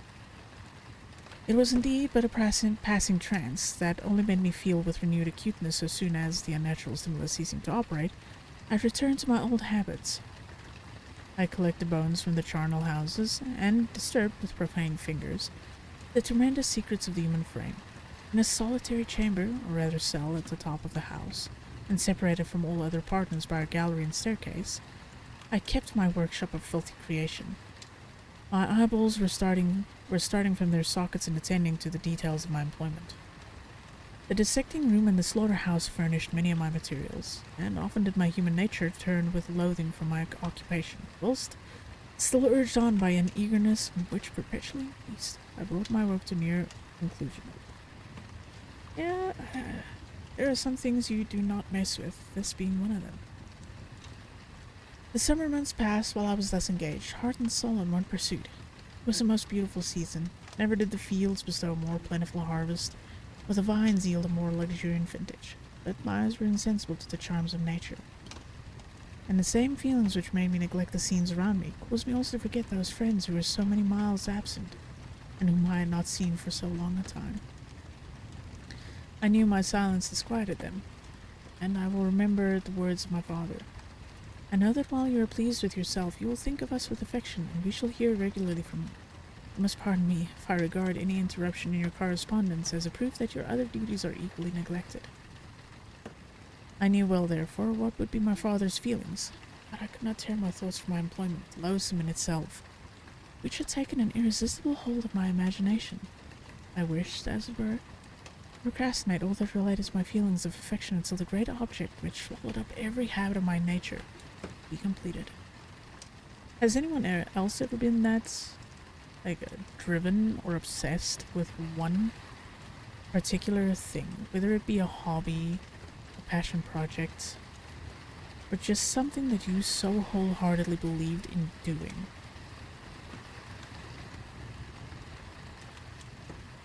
Tell me about it. I then thought that my father would be unjust if he ascribed my neglect to vice, or faultiness on my part, but I am now convinced that he was justified in conceiving that I should not be altogether free from blame. A human being in perfection ought always to preserve a calm and peaceful mind, and never to allow passion or a transitory desire to disturb its tranquility. I do not think that the pursuit of knowledge is an exception to this rule. If the study to which you apply yourself has a tendency to weaken your affections, and to destroy your taste for those simple pleasures in which no alloy can possibly mix, then that study is certainly unlawful, and is to say, not befitting the human mind. Who the hell? Oh, for a second I was like, who the hell's Frank? If this rule were always observed, if no man allowed any pursuit whatsoever to interfere with the tranquility of his domestic affections, Greece had not been enslaved. Caesar would have spared his country, America would have been discovered more gradually, and the empires of Mexico and Peru had not been destroyed. But I forget that I am moralizing the most interesting part of my tale, and your looks remind me, indeed. I see that our man Frank has become less about his linguistic ability. Jesus Christ, that word! Ah! Why do you do this, Kaiser? My father made no reproach in his letter, and only took notice of my silence by inquiring into my occupations more particularly than before. Winter, spring, and summer passed away during my labors, but I did not watch the blossom or the expanding leaves. Sights which before always yielded me supreme delight, so deeply I was engrossed in my occupation. Means of or pertaining to extremely long words. By being an extremely long word itself. The leaves of that year had withered before my work drew near to a close, and now every day showed me more plainly how well I had succeeded. But my enthusiasm was checked by my anxiety, and I appeared rather like one doomed by slavery toil in its mines, or any other unwholesome trade, than an artist occupied by his favorite employment. Yep, this lecture script. I think I fakis my mierda Afrikaans te speak makkelijk there. Every night I was oppressed by a slow fever, and I became nervous to an almost painful degree. A disease that I regretted the more because I had hitherto enjoyed most excellent health, and had always boasted of the firmness of my nerves. But I believed that exercise and amusement would soon drive away such symptoms, and I promised myself both of these when my creation should be.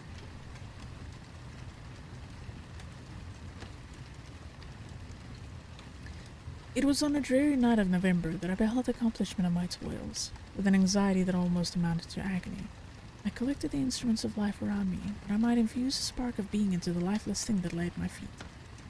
It was already 1 in the morning. Rain pattered dismally against the panes, and my candle was nearly burnt out when, by the glimmer of the half-extinguished light, I saw the dull yellow eye of the creature open. It breathed hard, and a convulsive motion agitated its limbs. How can I describe my emotions at this catastrophe, or how delineate the wretch whom with such infinite pains and care I had endeavored to form? His limbs were in proportion, and I had selected his features as beautiful. Beautiful, great God, his yellow skin scarcely covered the work of muscles and arteries beneath. His hair was of a lustrous black and flowing, his teeth of a pearly whiteness, but these luxuriances only formed a more harder contrast with his watery eyes.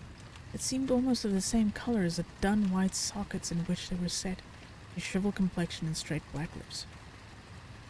The different accidents of life are not so unchangeable as the feelings of human nature. Changeable, sorry. I had worked hard for nearly 2 years for the sole purpose of infusing life into an inanimate body. For this I deprived myself of rest and health. I had desired it with an ardor that far exceeded moderation, but now that I had finished, the beauty of the dream vanished, and breathless horror and disgust filled my heart. Unable to endure the aspect of the being I had created, I rushed out of the room, and continued a long time traversing my bedchamber, unable to compose my mind to sleep.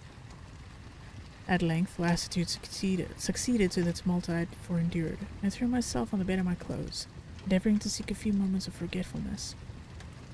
But it was in vain. I slept indeed, but I was disturbed by the wildest dreams. I thought I saw Elizabeth in the bloom of health walking the streets of Ingolstadt. Delighted and surprised, I embraced her, but as I imprinted the first kiss on her lips, they became livid with the hue of death. Their features appeared to change, and I thought I held the corpse of my dead mother in my arms. A shroud enveloped her form, and I saw the grave worms crawling the folds of the flannel. I started from my sleep with horror. A cold dew covered my forehead, my teeth chattered, and every limb became convulsed. When, by the dim and yellow light of the moon, as it forced its way through the shutters, I beheld the wretch, the miserable monster whom I had created. He held up the curtain of my bed, and his eyes, if eyes they may be called, were fixed on me. His jaws opened, and he muttered some inarticulate sounds, while a grin wrinkled his cheeks. He might have spoken, but I did not hear. One hand was stretched out, seemingly to detain me, but I escaped and rushed downstairs. I took refuge in the courtyard belonging to the house which I inhabited, where I remained during the rest of the night, walking up and down in the greatest agitation, listening attentively, catching and fearing each sound as if it were to announce the approach of the demoniacal corpse to which I had so miserably given life. Oh, no mortal could support the horrors of that countenance. The mummy, again endued with animation, could not be so hideous as that wretch. I had gazed on him while unfinished. He was ugly then, but when those muscles and joints were rendered capable of motion, became a thing such as even Dante could not have conceived. I passed the night wretchedly. Sometimes my pulse beat so quickly and hardly that I felt the palpitation of every artery. At others, I nearly sank to the ground through languor and extreme weakness. Mingled with this horror, I felt the bitterness of disappointment. Dreams that had been my food and pleasant rest for so long a space were now become a hell to me. The change was so rapid, the overthrow so complete. Morning, dismal and wet, at length dawned, and discovered to my sleepless and aching eyes the church of Ingolstadt, its white steeple and clock, which indicated the 6th hour.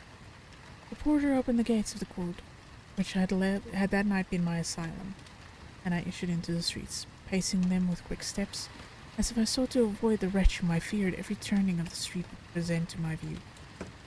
I did not dare return to the apartment which I inhabited, but felt impelled to hurry on, though wetted by the rain which brought me black and comfortless sky. I continued walking in this manner for some time, endeavoring, by bodily exercise, to ease the load that weighed upon my mind. I traversed the streets without any clear conception of where I was or what I was doing. My heart palpitated in the sickness of fear, and I hurried on with regular steps, not daring to look about me.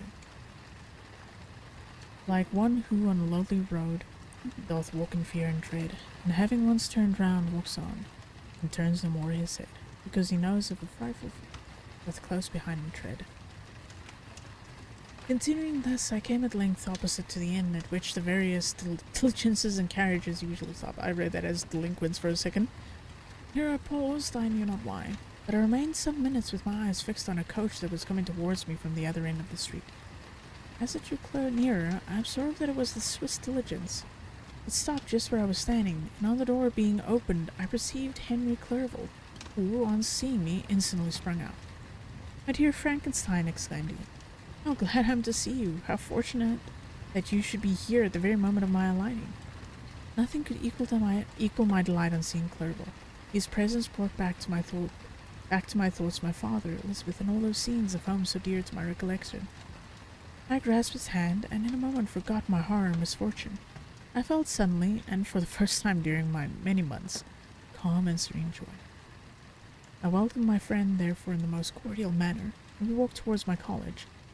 Clerval continued talking for some time about our mutual friends, and his own good fortune being permitted to come to Ingolstadt. "You may easily believe," said he, "how great was the difficulty to persuade my father that it was not absolutely necessary for a merchant not to understand anything except bookkeeping. And indeed, I believe I left him incredulous till the last, for his constant answer to my unwearied entreaties was the same as that of the Dutch schoolmaster and the vicar of Wakefield. 'I have 10,000 florins a year without Greek, I eat heartily without Greek.' But his affection for me at length overcame his dislike of learning, and he has permitted me to undertake a voyage of discovery to the land of knowledge. It gives me the greatest delight to see you, but tell me how you left my father, brothers, and Elizabeth." "Very well and very happy, only a little uneasy that they hear from you so seldom. By the by, I mean to lecture you a little upon their account myself. But my dear Frankenstein," continued he, stopping short and gazing full in my face, "I did not before remark how very ill you appear, so thin and pale. Look as if you had been watching for several nights." "You have guessed right. I have been lately so deeply engaged in one occupation that I have not allowed myself sufficient rest, as you see.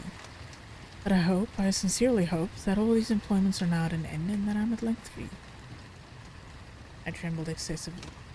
I could not endure to think of, and far less to allude to, the occurrences of the preceding night. I walked with a quick pace, and we soon arrived at my college. I then reflected, and the thought made me shiver, that the creature whom I had left in my apartment might still be there, alive and walking about. I dreaded to behold this monster, but I feared still more that Henry should see him. Entreating him therefore to remain a few minutes at the bottom of the stairs, I darted up towards my room. My hand was already on the lock of the door before I recollected myself. I then paused, and a cold shivering came over me. I threw the door forcibly open, as children are accustomed to do when they expect a spectre to stand in waiting for them on the other side. Nothing appeared. I stepped fearfully in. The apartment was empty. My bedroom was also freed from its hideous guest. I could hardly believe that so great a good fortune could have befallen me. But when I became sure that my enemy had fled, I clapped my hands for joy and ran down to Clerval. We ascended into my room, and the servant presently brought breakfast, but I was unable to contain myself. It was not joy only that possessed me. I felt my flesh tingle with excess of sensitivities, and my pulse beat rapidly. I was unable to remain for a single instant in the same place. I jumped over the chairs, clapped my hands, and laughed aloud. Clerval at first attributed my unusual spirits to joy in his arrival, but when he observed me more attentively, he saw wildness in my eyes for which he could not account, and my loud, unrestrained, heartless laughter frightened and astonished him. "My dear Victor," cried he, "what for God's sake is the matter? Do not laugh in that matter. How ill you are! What is the cause of all this?" "Do not ask me," I cried, and putting my hands before my eyes, for I thought I saw the dreaded spectre glide into the room. "He can tell. Oh, save me, save me." I imagined that the monster seized me. I struggled furiously and fell down in a fit. Poor Clerval. What must have been his feelings? A meeting which he anticipated with such joy so strangely turned to bitterness. But I was not the witness of his grief, for I was lifeless and did not recover my senses for a long, long time. "What's up, Finnish guy? How you doing?" This was the commencement of nervous fever, which confined me for several months. During all that time, Henry was my only nurse. I afterwards learned that, knowing my father's advanced age and unfitness for so long a journey, and how wretched my sickness would have made Elizabeth, he spared them this grief by concealing the extent of my disorder. He knew that I could not have a more kind and attentive nurse than himself, and, firm in the hope he felt of my recovery, he did not doubt that, instead of doing harm, he performed the kindest action that he could against them. Oh, Finnish guy. Apparently this is going to turn into a last Saturday of the month thing from now on. So if you've got stories that I can read without getting banned, you can let me know. But I was in reality very ill, and surely nothing but the unbounded and unremitting attentions of my friend could have restored me to life. The form of the monster in whom I had bestowed existence was forever before my eyes, and I raved incessantly concerning him. Doubtless my words surprised Henry. He at first believed them to be the wanderings of my disturbed imagination, but the pertinacity with which I continually recurred to the same subject persuaded him that my disorder indeed owed its origin to some uncommon and terrible event. By very slow degrees and with frequent relapses that alarmed and grieved my friend, I recovered. I remember the first time I became capable of observing outward objects with any kind of pleasure. I perceived that the fallen leaves had disappeared, and that the young buds were shooting forth from the trees that shaded my window. It was a divine spring, and the season contributed greatly to my convalescence. I felt also sentiments of joy and affection revive in my bosom. Hehe. My gloom disappeared, and in a short time I became as cheerful as before I was attacked by the fateful passion. "Dearest Clerval," exclaimed I, "how kind, how very good you are to me. This whole winter, instead of being spent in study, as you promised yourself, has been consumed in my sick room. How shall I ever repay you? I feel the greatest remorse for disappointment of which I have been the occasion, but you will forgive me. You will repay me entirely if you do not discompose yourself, but get well as fast as you can, and since you appear in such good spirits, may I speak to you on one subject that may I not?" I trembled. One subject? What could it be? Could he allude to an object on whom I dared not even think? "Compose yourself," said Clerval, who observed my change of colour. "I'll not mention it if it agitates you, but your father and cousin would be very happy if they received a letter from you in your own handwriting. They hardly know how ill you have been, and are uneasy at your long silence. Is that all, my dear Henry? How could you suppose that my first thought would not fly towards those dear, dear friends whom I love, and who are so deserving of my love? If this is your present temper, my friend, you will perhaps be glad to see a letter that has been lying here some days for you. It is from your cousin, I believe." Clerval then put the following letter into my hands. To V. Frankenstein. "My dear cousin, I cannot describe to you the uneasiness we have all felt concerning your health. We cannot help imagining that your friend Clerval conceals the extent of your disorder, for it is now several months since we have seen your handwriting, and all this time you have been obliged to dictate your letters to Henry. Surely, Victor, you must have been exceedingly ill, and this makes us all very wretched, as much so nearly as after the death of your dear mother. My uncle was almost persuaded that you were indeed dangerously ill, and could hardly be restrained from undertaking a journey to Ingolstadt. Clerval always writes that you are getting better. I eagerly hope that you will confirm this intelligence soon in your own handwriting. For indeed, Victor, we are all very miserable on this account. Relieve us from this fear and we shall be the happiest creatures in the world. Your father's health is now so vigorous that he appears to 10 years younger since last winter. Ernest also is so much improved that you would hardly know him. He is now nearly 16 and has lost that sickly appearance which he had some years ago. He has grown quite robust and active. My uncle and I conversed a long time last night about what profession Ernest should follow. His constant illness when young has deprived him of the habits of application. And now that he enjoys good health, he is continually in the open air, climbing the hills or rowing in the lake. I therefore proposed that he should be a farmer, which you know, cousin, is a favorite scheme of mine. A farmer's is a very healthy, happy life, and the least hurtful, or rather the most beneficial profession of any. My uncle had an idea of his being educated as an advocate, that through his interest he may become a judge, but besides that he is not at all fitted for such an occupation. It is certainly more creditable to cultivate the earth for the sustenance of man than to be the confidant, and sometimes the accomplice of his vices. Which is the profession of a lawyer. Something I wanted to do. I said that the employments of a prosperous farmer, if they were not of more honorable, they were at least a happier species of occupation than that of a judge, whose misfortune it was always to meddle with the dark side of human nature. My uncle smiled and said that I ought to be an advocate myself, which put an end to the conversation on that subject. Oh, okay. And now I must tell you a little story that will please and perhaps amuse you. Do you not remember Justine Moritz? Probably you do not. We'll relate her history therefore in a few words. Madame Moritz, her mother, was a widow with 4 children, of whom Justine was the third. This girl had always been the favorite of her father, but through strange perversity her mother could not endure her, and after the death of M. Moritz, treated her very ill. My aunt observed this, and when Justine was 12 years of age, prevailed on her mother to allow her to live at her house. The republican institutions of our country have produced simpler and happier manners than those which prevail in the great monarchies that surround it. Hence, there is less distinction between the several classes of its inhabitants, and the lower orders being neither so poor nor so despised, their manners are more refined and moral. A servant in Geneva does not mean the same thing as a servant in France and England. Justine, thus received in our family, learned the duties of a servant, a condition which, in our fortunate country, does not include the idea of ignorance and a sacrifice of the dignity of a human being. After what I have said, I dare say you will remember the heroine of my little tale. For Justine was a great favorite of yours, and I recollect you once remarked that if you were in an ill humor, one glance from Justine could dissipate it. For the same reason that Ariosto gives concerning the beauty of Angelica, Jesus. She looked so frank-hearted and happy.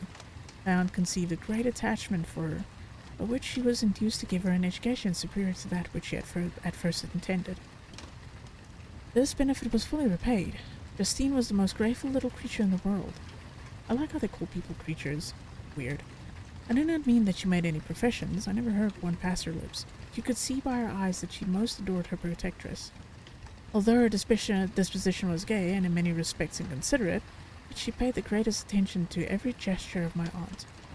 She thought her the model of all excellence, and endeavored to imitate her phraseology and manners, so that even now she often reminds me of her. When my dearest aunt died, everyone was too much occupied with their own grief to notice poor Justine, who had attended her during her illness with the most anxious affection. Poor Justine was very ill, but other trials were reserved for her. One by one her brothers and sisters died, and her mother, with the exception of her neglected daughter, was left childless.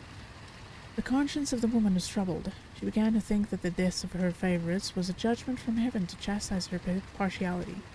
She was a Roman Catholic, oh boy, and I believe her confessor confirmed the idea which I had conceived.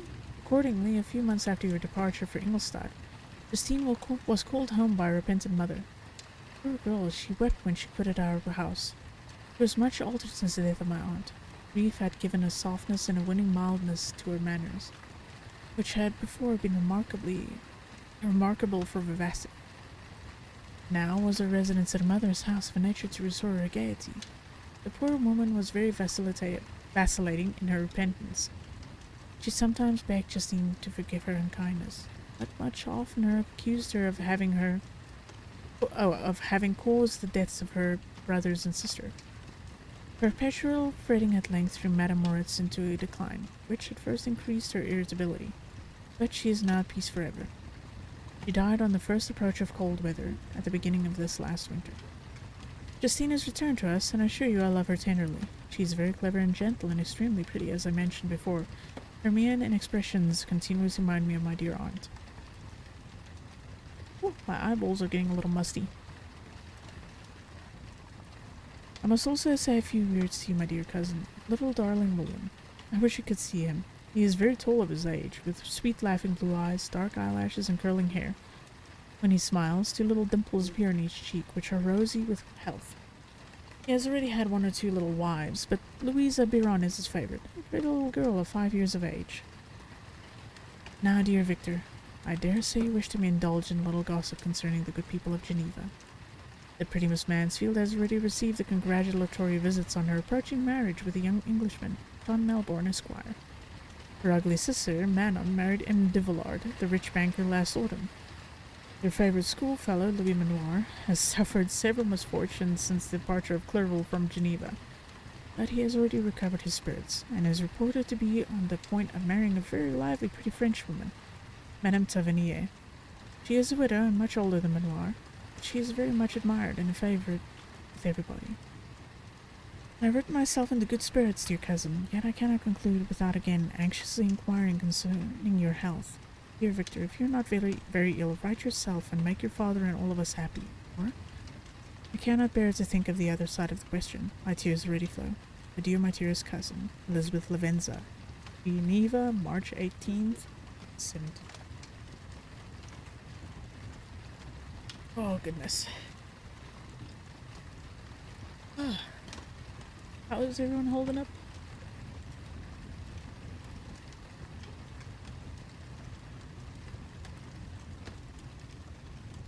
My throat is slowly starting to get a little wispy.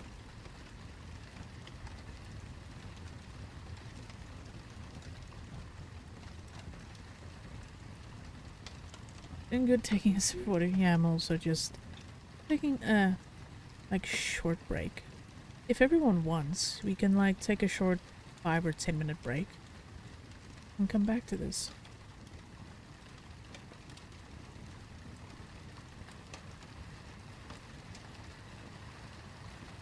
Oh, it's warm. Very warm.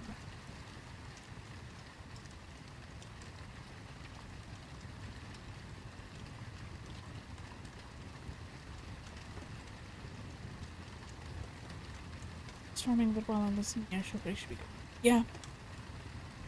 Yeah, people can tell me how you're doing, how you're feeling, what's up, and how your day has been. You've been at it for almost 2 hours? Yeah, and I'm not even halfway. You can see here in the corner, the little shifter.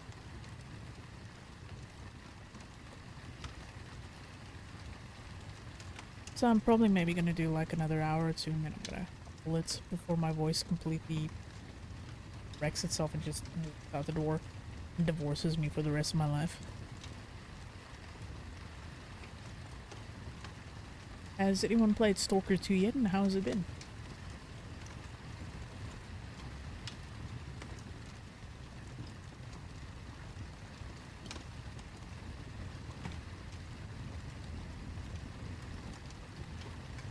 I'm munching on a pizza slice.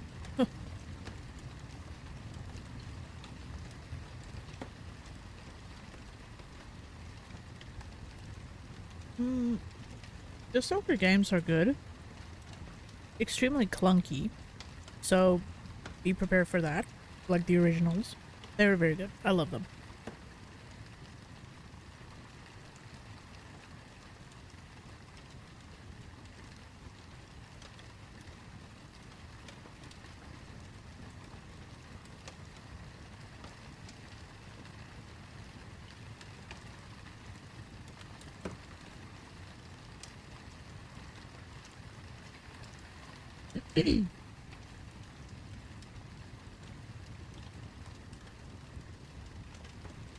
Oh goodness, my nose is so itchy.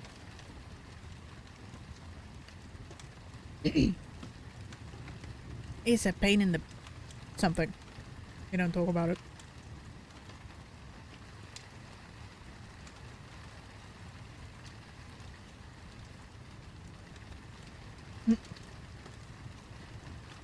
Almost like Dead Space. I've seen some of the gameplay. Oh, it's more open world than Dead Space, but it is considered action horror. But if you ever get a chance, pick up the old ones on a sale. Again, I warn you, they're extremely clunky. They're so good.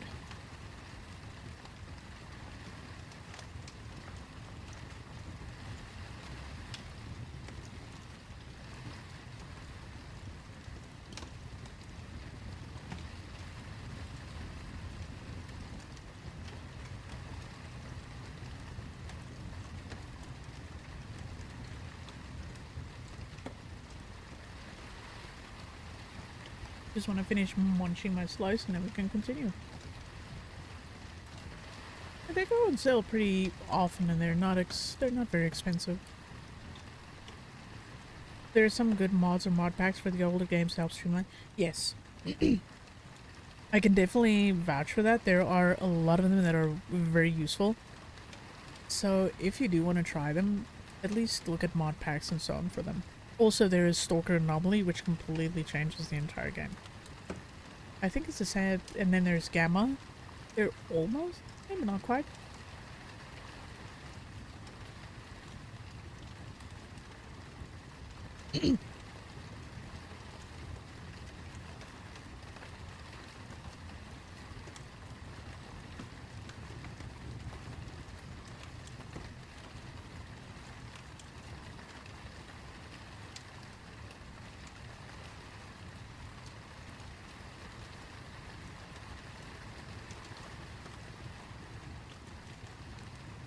Anomaly pretty much turns Stalker into a completely open experience where you can either play as a loner or join one of the factions and play as one of their people.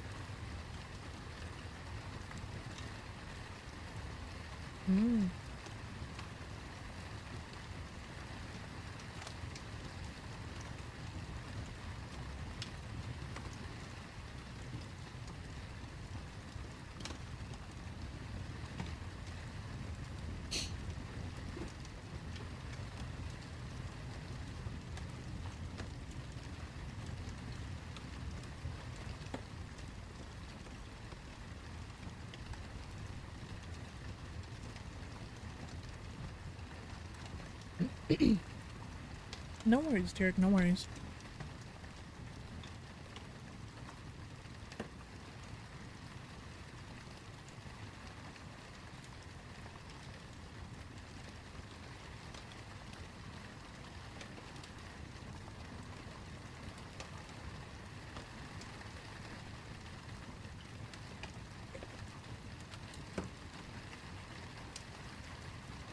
Alright. We ready to continue? I want to sneeze so badly, but it's not coming out. Hold on.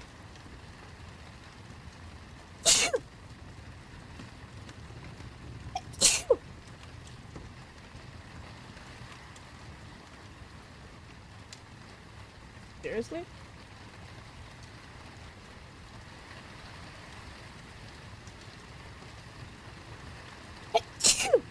Ooh. Goddamn fishy. Fucking hell. Oh, goodness. Hey, Bo. How you doing? Sorry about that. I completely forgot to take my sinus stabs. Oh. Oh, the nose. The nose.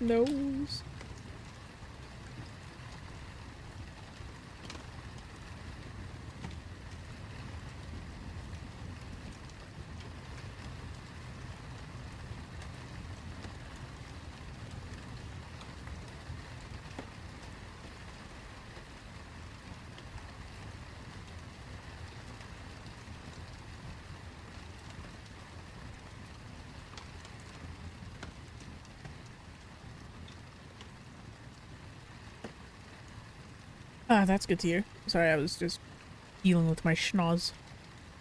But it's good to hear that you're doing well. And it's been a while. Hey, Soma. How are you doing?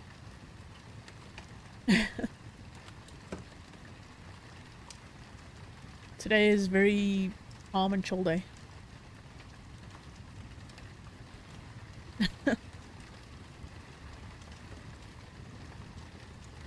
But since we've been doing 2 hours of Frankenstein,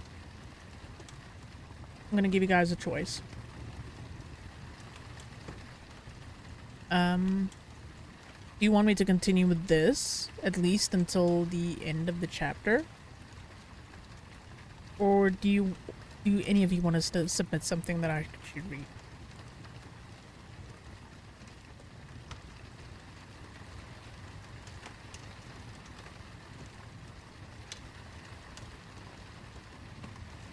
Marbles, no!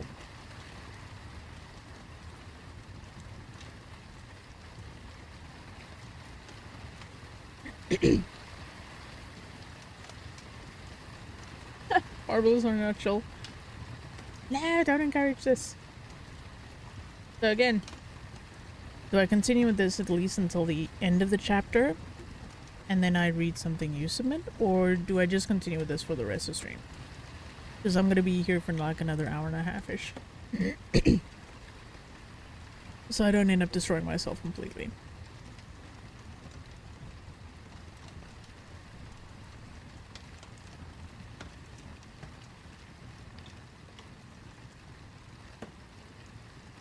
No, I will finish the chapter.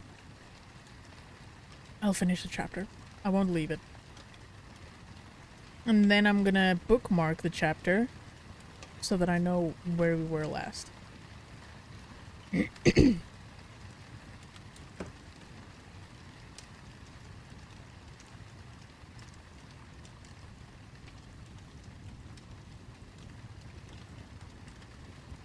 Alright, I'm gonna finish this chapter, and then we can come back to this.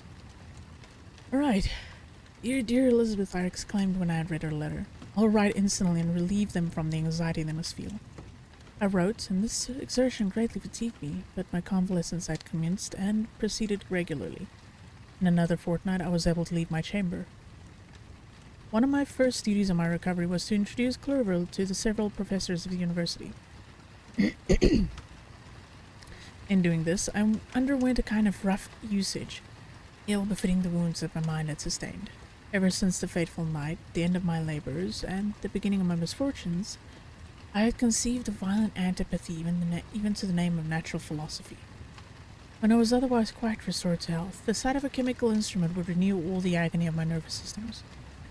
Henry saw this and removed all my apparatus from my view.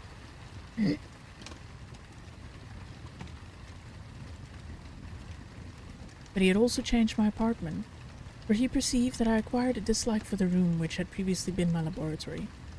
But these cares of Clerval were made of no avail when I visited my professors. M. Waldman inflicted torture when he praised, with kindness and warmth, the astonishing progress I had made in the sciences. He soon perceived that I disliked the subject, but not guessing the real cause, he attributed my feelings to modesty, and changed the subject from my improvement to the science itself with a desire, as I evidently saw, of drawing me out. What could I do? He meant to please, and he tormented me. I felt as if he had placed carefully, one by one, in my view those instruments which were to be afterwards used in putting me to a slow and cruel death. Eesh, now I got him, like, oh. Nasal drip down the back of my throat at the moment. Terrible. I writhed under his words, yet dared not exhibit the pain I felt. Clerval, whose eyes and feelings were always quick and discerning in the sensations of others, declined the subject, alleging in excuse his total ignorance, and the conversation took a more general turn. I thanked my friend from my heart, but I did not speak. I saw plainly that he was surprised, but he never attempted to draw my secret from me. And although I loved him with a mixture of affection and reverence that knew no bounds, yet I could never persuade myself to confide to him that event which so often presented to my recollection, but which I feared the detail to another would only impress more deeply. Oof.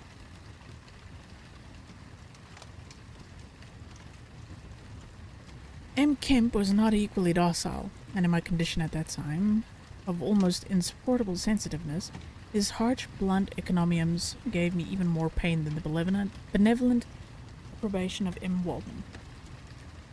That fellow, he cried. Why, M. Clerval. I guess it's Mr. Clerval, now that I think about it. I assure you he outstripped us all. Aye, sir, if you please.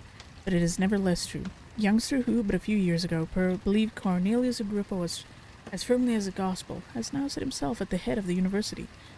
And if he is not soon pulled down, we shall be all out of countenance. I continued. What the hell? Shush, sir.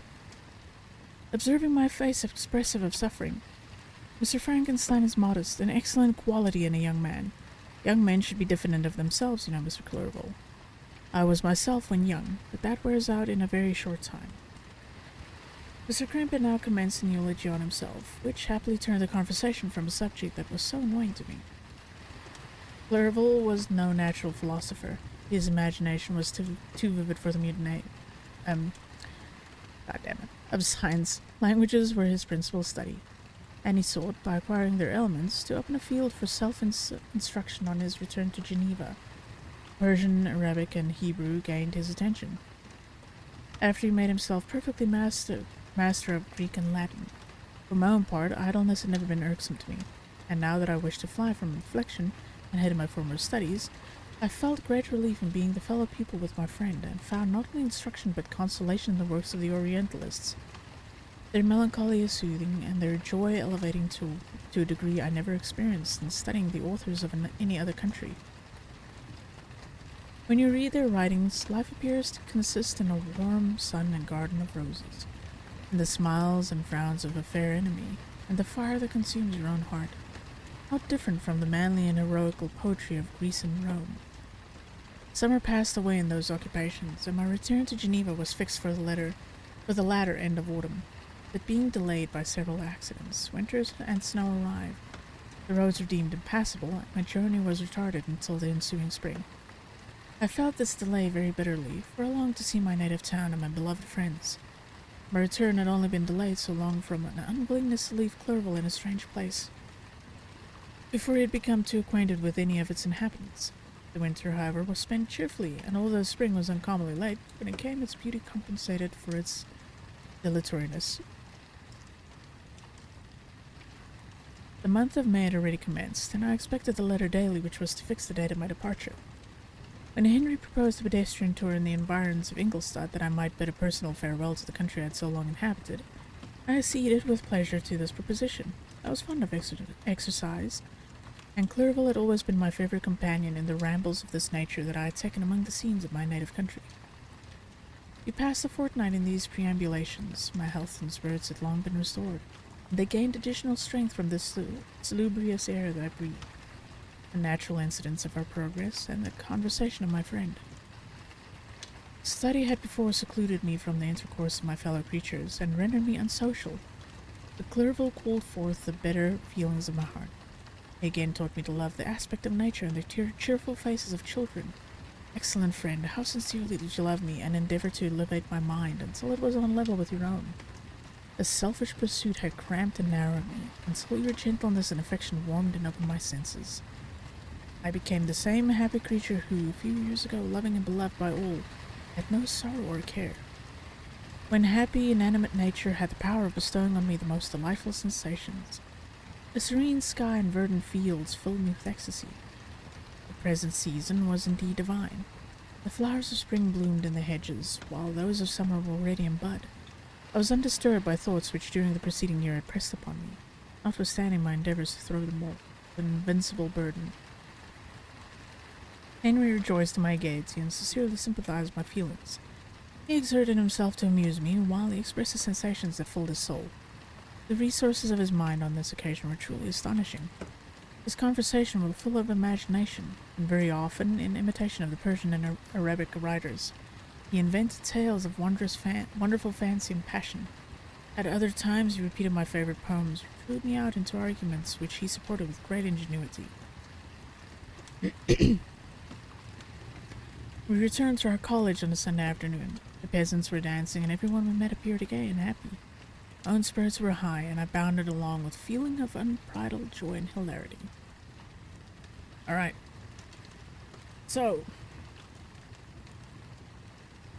we continue this? Or is anyone up for submitting something?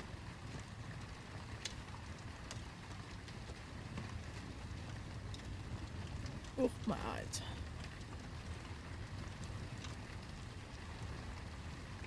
And if someone has something, pass it on. I don't have anything at the moment. Fishy. Let's face it. You would happily give me smut.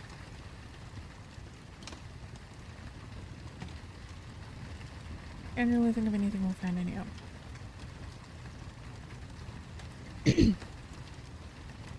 At this pace, I might actually just finish reading this one, of course. I might finish reading. If we don't do anything, I might just finish this chapter. Oh, that's a bit long. My eyes and my voice are just dead at this point. Like, while this is not as harsh as white light, my eyes are starting to get that itchy feeling.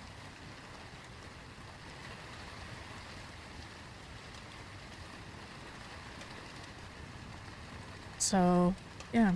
I think, honestly, I might stop here. Just because of how tired my eyes feel. I'm not gonna fuck up myself. But,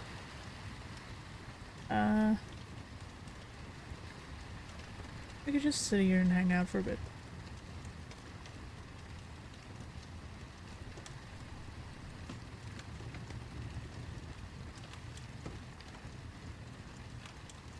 Or you know what, maybe I could just keep reading for a little while.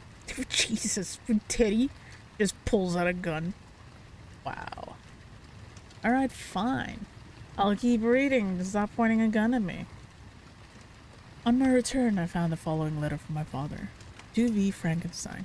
My dear Victor, you have probably waited impatiently for a letter to fix the date of your return to us. And I was at first tempted to write only a few lines, merely mentioning the day on which I should expect you. If everyone's pointing guns at me to keep reading, fine, I'll keep reading.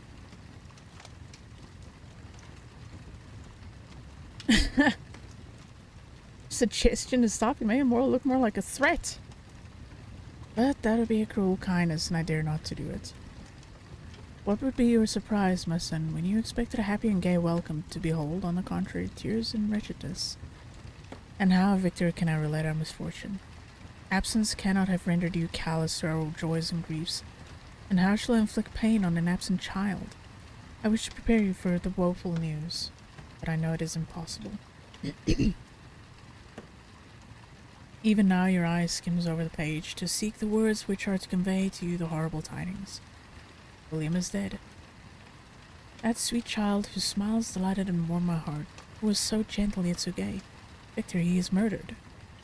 Have you liked certain? Yeah, I'll see how I feel after this chapter. I will not attempt to console you, but will simply relate the circumstances of the transaction. Last Thursday, May 7th, I and my niece and your two brothers went to walk in Plain Palais. Ooh, I hope I said that right. The evening was warm and serene, and we prolonged our walk further than usual. It was already dusk before we thought of returning. Then we discovered that William and Ernest, who had gone on before, were not to be found. We accordingly rested on a seat until they should return. Presently Ernest came and inquired if we had seen his brother. He said that they had not been playing together, that William had run away to hide himself, and that he vainly sought for him, and afterwards waited for a long time, but that he did not return. Ooh, the burp, sorry. This account rather alarmed us, and we continued to search for him until nightfall, when Elizabeth conjectured that he might have returned to the house. He was not there. We returned again with torches, for I could not rest when I thought that my sweet boy had lost himself, and was exposed to all the damps and dews of night. Elizabeth also suffered extreme anguish. About 5 in the morning I discovered my lovely boy, whom the night before I had seen blooming and active in health, stretched on the grass, livid and motionless, the print of the murderer's finger on his neck. He was conveyed home, and the anguish that was visible in my countenance betrayed the secret to Elizabeth. She was very earnest to see the corpse. At first I attempted to prevent her, but she persisted, and entering the room where it lay, hastily examined the neck of the victim and clasped her hands, exclaimed, Oh God, I have murdered my darling infant. What? She fainted and was restored with extreme difficulty. When she again lived, it was only to weep and sigh. She told me that that same evening William had teased her to let her wear a very valuable miniature that she possessed of your mother. This picture is gone, and was doubtless the temptation which urged the murderer to the deed. We have no trace of him at present, although our exertions to discover him are unremitted. I will not restore my beloved William. Come, dearest Victor, you alone can console Elizabeth. She weeps continuously and accuses herself unjustly as the cause of his death. Her words pierce my heart. We are all unhappy, but will not that be an additional motive for you, my son, to return and be our comforter? Your dear mother, alas, Victor, I now say thank God she did not live to witness the cruel, miserable death of her youngest darling. Come, Victor, not brooding thoughts of vengeance against the assassin. With feelings of peace and gentleness that will heal, instead of festering the wounds of our minds. Enter the house of mourning, my friend, but with kindness and affection for those who love you, not with hatred for your enemies. Your affectionate and afflicted father, Alphonse Frankenstein. Geneva, May 12th, 17th century. Well, that's sad. That is definitely... Jesus. I think that's something that'll never... Like, weird as it sounds, hearing an adult die or be murdered is still sad and horrifying, but there is something special about it when it's a child that suffers. Clerval, who had watched my countenance as I read this letter, was surprised to observe the despair that succeeded to the joy I had first expressed on receiving news from my friends. I threw the letter on the table and covered my face with my hands. "My dear Frankenstein," exclaimed Henry when he perceived me weep with bitterness. "Are you always to be unhappy, my dear friend? What has happened?" I motioned to him to take up the letter, while I walked up and down in the room in the extremest agitation. Tears also gushed from the eyes of Clerval as he read the account of my misfortune. "I can offer you no consolation, my friend," said he. "Your disaster is irreparable. What do you intend to do?" "To go instantly to Geneva. Come with me, Henry, to order the horses." During our walk, Clerval endeavored to raise my spirits. He did not do this by common topics of consolation, but by exhibiting the true sympathy. "Poor William," said he, "that dear child, he now sleeps with his angel mother. His friends mourn and weep, but he is at rest. He does not now feel the murderer's grasp. A sod covers his gentle form, and he knows no pain. He can no longer be a fit subject for pity. The survivors are the greatest sufferers, and for them time is the only consolation. Those maxims of the Stoics, that death was no evil, and that the mind of man ought to be the superior to despair on the eternal absence of a beloved object, ought not to be urged. Even Cato wept over the dead body of his brother." Clerval spoke thus as we hurried through the streets. The words impressed themselves on my mind, and I remembered them afterwards in solitude. But now, as soon as the horses arrived, I hurried into the cabriole and bade farewell to my friend. My journey was very melancholy. At first I wished to hurry on, for I longed to console and sympathize with my loved and sorrowing friends.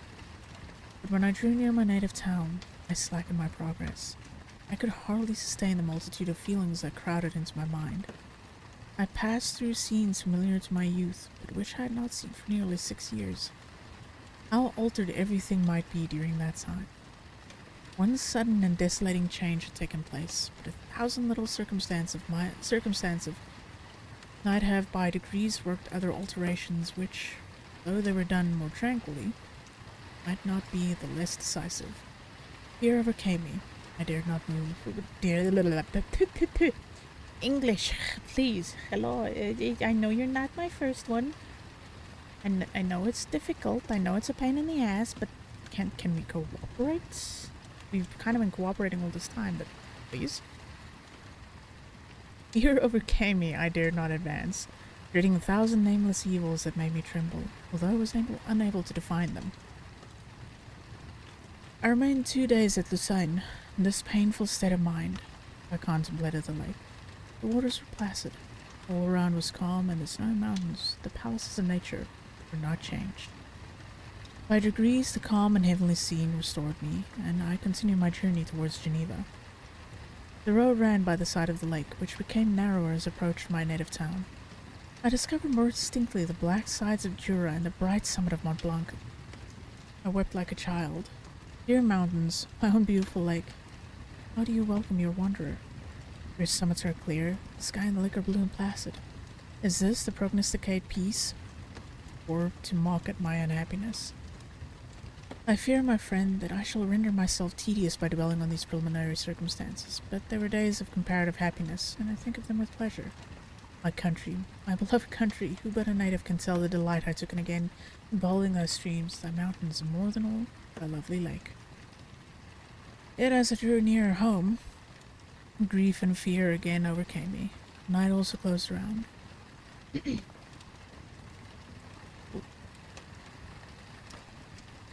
And when I could hardly see the dark mountains, I felt still more gloomily.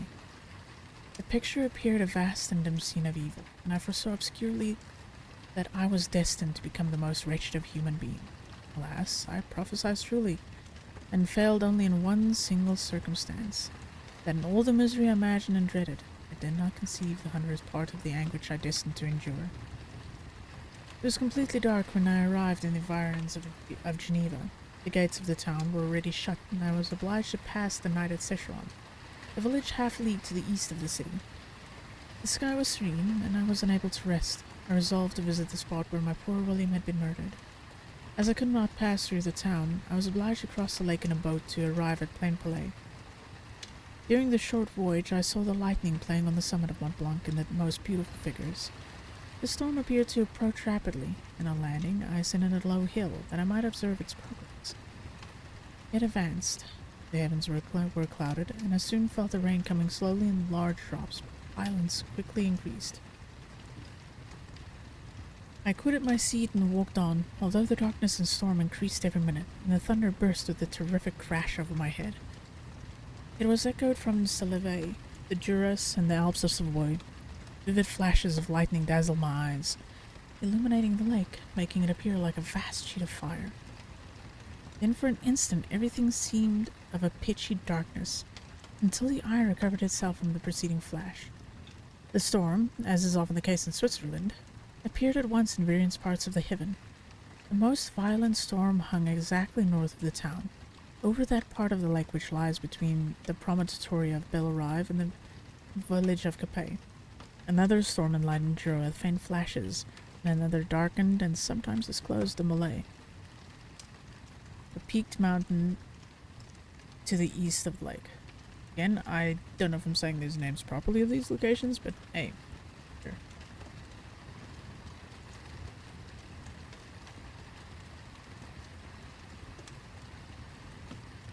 While I watched the storm, so beautifully yet terrific, I wandered on with a hasty step. This noble war in the sky elevated my spirits. I clasped my hands and exclaimed aloud, "William, dear angel, this is thy funeral, this is thy dirge." As I said these words, I perceived in the gloom a figure which stole from behind a clump of trees near me. I stood fixed, gazing intently. I could not be mistaken. A flash of lightning illuminated the object, and discovered its shape plainly to me, its gigantic stature and the deformity of its aspect, more hideous than belongs to humanity, instantly informed me that it was the wretch, the filthy demon to whom I had given life. What did he do there? Could he be, I shuddered at the conception, the murderer of my brother? No sooner did that idea cross my imagination than I became convinced of its truth. My teeth chattered, and I was convinced to lean against a tree for support. The figure passed me quickly, and I lost it in the gloom. Nothing in human shape could have destroyed that fair child. He was the murderer. I could not doubt it. The mere presence of the idea was an irresistible proof of the fact. I thought of pursuing the devil, but it would have been in vain, for another flash discovered him to me hanging among the rocks of the nearly perpendicular ascent of Montsalve, a hill that bounds Plainpalais on the south. It soon reached the summit and disappeared. I remained motionless. The thunder ceased, but the rain still continued, and the scene was enveloped in an impenetrable darkness. I revolved in my mind the events which I had until now sought to forget. The whole train of my progress towards the creation, the appearance of the work of my own hands alive at my bedside, its departure. 2 years had now clearly elapsed since the night on which he first received life. And was this his first crime? Alas, I had turned loose into the world a depraved wretch whose delight was in carnage and misery. Had he not murdered my brother? No one can conceive the anguish I suffered during the remainder of the night, which I spent, cold and wet in the open air. But I did not feel the inconvenience of the weather. My imagination was busy in scenes of evil and despair. I considered the being whom I had cast among mankind, and endowed with the will and the power to effect purposes of horror, such as the deed which he had now done. Nearly in the light of my own vampire, my own spirit let loose from the grave, and forced to destroy all that was dear to me. Day dawned, and I directed my steps towards the town. The gates were open, and I hastened to my father's house. My first thought was to discover what I knew of the murderer, and cause instant pursuit to be made. But I paused when I reflected on the story that I had to tell. A being whom I myself had formed and endued with life, had met me at midnight among the precipices of an inaccessible mountain. I remember also the nervous fever with which I had been seized just at the time that I dated my creation, and which would give an air of delirium to a tale otherwise so utterly improbable. I well knew that if any other had communicated such a relation to me, I should have looked upon it as the ravings of insanity. Besides, the strange nature of the animal would elude all pursuit, even if I were so far credited as to persuade my relatives to commence it. Besides, of what use would be pursuit? Who could arrest a creature capable of scaling the overhanging sides of Mont Salve? These reflections determined me, and I resolved to remain silent. Oh dear, what oh dear, Fishy? It was about 5 in the morning when I entered my father's house. I told the servants not to disturb the family, and went into the library to attend their usual hour of rising. Yeah, this is... yeah, definitely something. 6 years had elapsed, passed as a dream but for one indelible trace. I mean, it's possible. I barely remember anything of this story, if I'm going to be honest. I just mostly remember the movies at this point. And I stood in the same place where I had last embraced my father before my departure for Ingolstadt. Beloved and respectable parent. He still remained to me. It's a weird writing where this is considered, by modern standards, 2 separate sentences.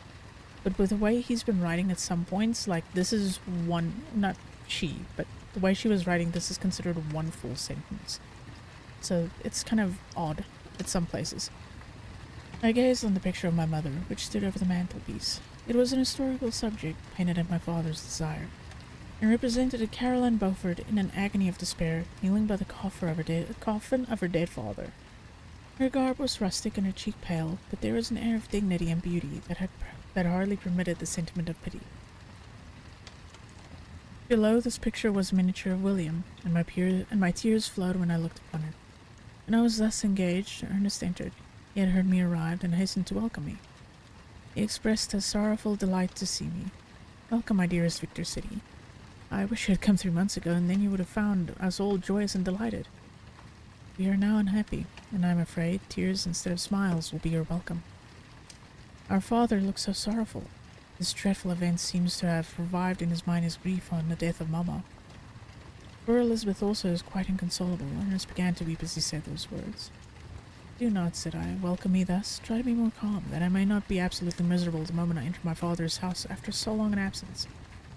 Tell me, how does my father support his misfortunes, and how is my poor Elizabeth?" "She indeed requires consolation. She accused herself of having caused the death of my brother, and that made her very wretched. But since the murderer has been discovered... Oh, the murderer discovered? Good God, how can that be? Who would attempt to pursue him? It is impossible. One might as well try to overtake the winds and confine a mountain stream with a straw. I do not know what you mean, but we were all very unhappy when she was discovered.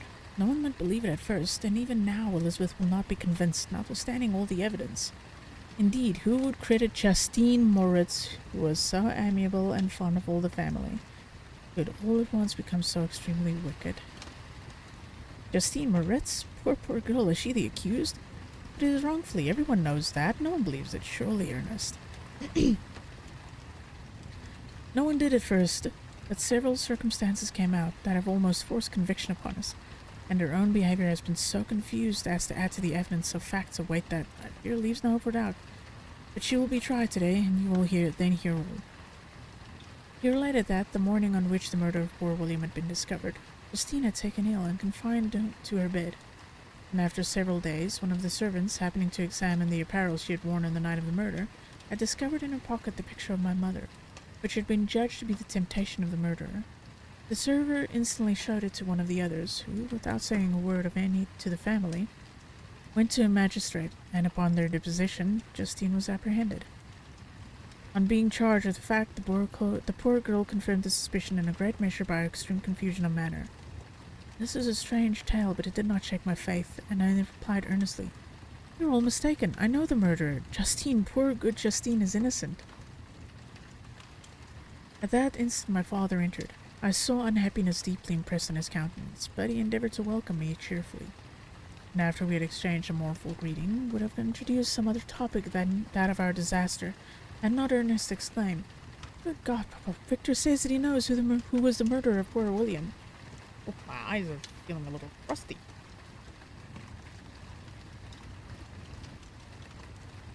It's like that weird feeling of your eyes getting moisture around the edges, and everything just starts looking a little blurry. That makes sense.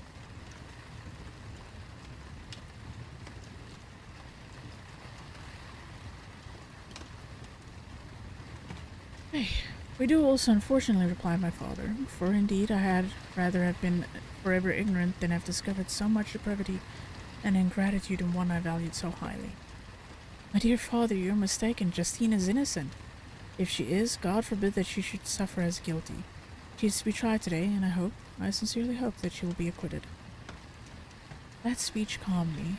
I was firmly convinced in my own mind that Justine, and indeed every human being, was guiltless of this murder. I had no fear, therefore, that any circumstantial evidence could be brought forward strong enough to convict her, and in this assurance I calmed myself, expecting the trial with eagerness, without prognosticating an evil result. We were soon joined by Elizabeth. Time had made great alterations in her form since I last beheld her. 6 years before she had been a pretty good-humoured girl whom everyone loved and caressed.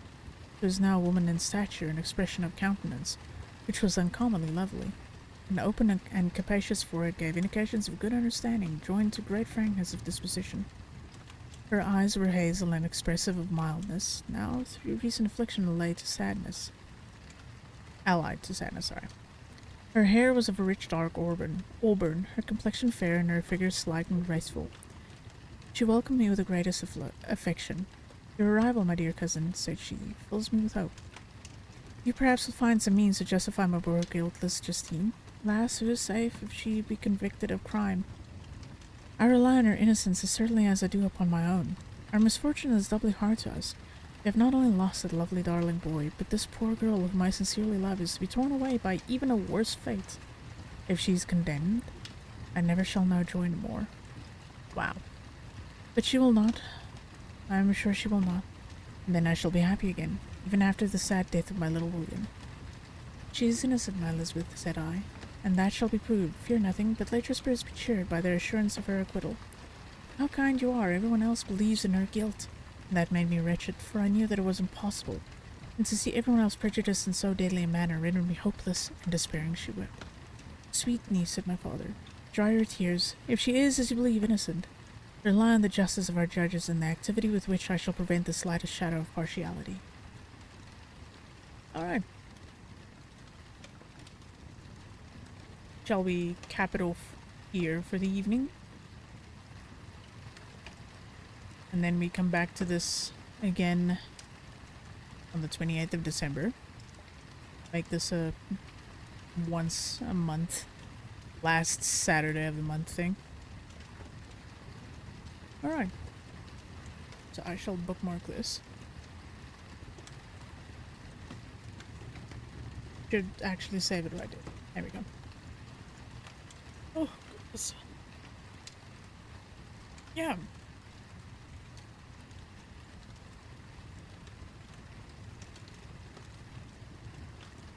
Thank you so very much for being here. But my voice is getting roasted. My eyeballs are feeling scoochy. And thank you guys for being here. To be honest, I was not completely sure if people would even be very interested in something like this, but you guys seem to enjoy it. Roast voice. Yeah, this is starting to get to that point where it's starting to get a little crispy around the edges. Yeah. Oh, thank you guys for being here. You guys make all of this very much possible. No, Teddy! No setting things on fire! No flames! How dare you? Nice cozy stream. Yeah, we're doing this again next month on the 28th. No worries, Natalia. If you guys have someone that you want me to go say hi to, I can go do that. I can drop you guys off before we completely end for the evening. Before we completely call it. So that we can do anything. Nice stream. Artie audiobook sounds good to me. Well, you have the next best thing. This VOD is going to be around for 7 days. It is recorded on my hard drive on Frank. Funny enough, we're reading Frankenstein. My second PC is called Frankenstein. The stream PC. Frankenstein is recorded on Frankenstein. There you go. That's a mental fuck. So eventually it will be going on to the VODs channel on YouTube. I will make like a separate playlist where I will be throwing VODs in that are stories that I read so that people can just go watch those VODs again. Fair warning, they aren't going to be edited, so you'll be getting all of me fucking up the English language or just being a general doofus. But yeah, so for the next 7 days, you guys at least have the VOD. Let me see who's around. Because I don't want to leave you guys just hanging. I feel like we can find someone who's open. Don't you agree? I just popped my ankle and it was a very strange sensation. Oh, that was not fun. Why did you pop? Oh my lord, what is... My water bottle's in the way.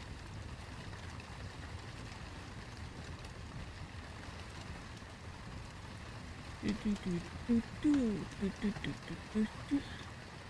not what I wanted to open. What am I looking at? Why is why is the first thing that I see in the mixed Discord is a link, and the caption for the link that Beru posted is, "I want mommy, I want milk." Uh-huh. Okay. I have... I'm not even gonna question this anymore. I should be used to this. I should be absolutely used to all of this, because everyone is odd. And again, we all know each other. We're odd together. So where do we feel like heading in the first place? Just to be honest there. Like, let me know. Because at the moment... I mean, it is... yeah, fair. At the moment we have live Akata, Zelia, and Fox is live, TB is live. Who else is live? Kazura is live playing Fallout 4.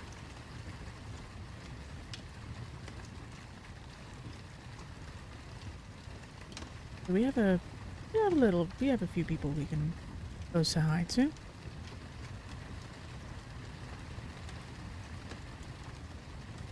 Yeah, no, I'm probably gonna just munch and prep these VODs to get them ready for upload. So I'm still in the 2023 VODs. Why did I decide to create a VODs language? Language? A VODs channel? And a normal channel. I made so much work for myself. Yay!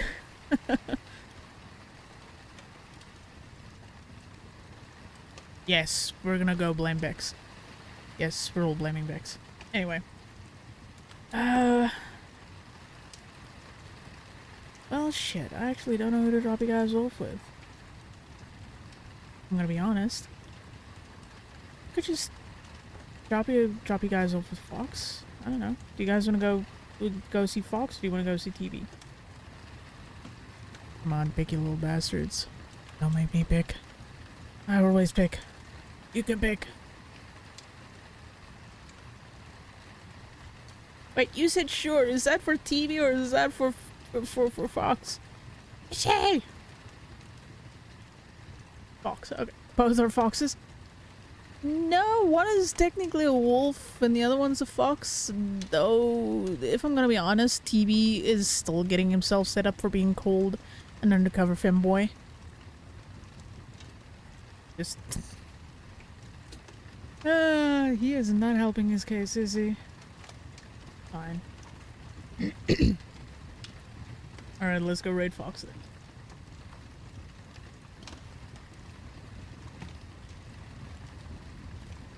It would help if I typed things properly, wouldn't it?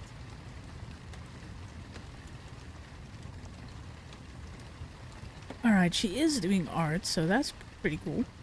She's a really neat artist. So I think you guys will be able to have some fun with her. So it should be a good time. Or was it a wolf? TB is a wolf, as far as I know. One is a cat girl? Wait, where is cat girl coming in on this conversation now? Are we just going down the spectrum of animals that people can be? Is this what we're doing now? Alright. Tomorrow is community day. So, I'm not sure what we're doing. We could either do Murder Party, I can convince Diana for that. We can do Mario Kart. I think we take a break this week from playing hide and seek Among Us. We'll see what we do. But for now, please take care of yourselves. And I hope that you have a restful weekend. And that the reading kind of gave you a chilled out time. And that you can have some pleasant sleep for those who aren't you. Mario Murder Party? I wish. Might be late tomorrow, but I might be able to join. No worries, no worries. Yeah. Let's go say hi to Fox. And you all have a good one. Take care.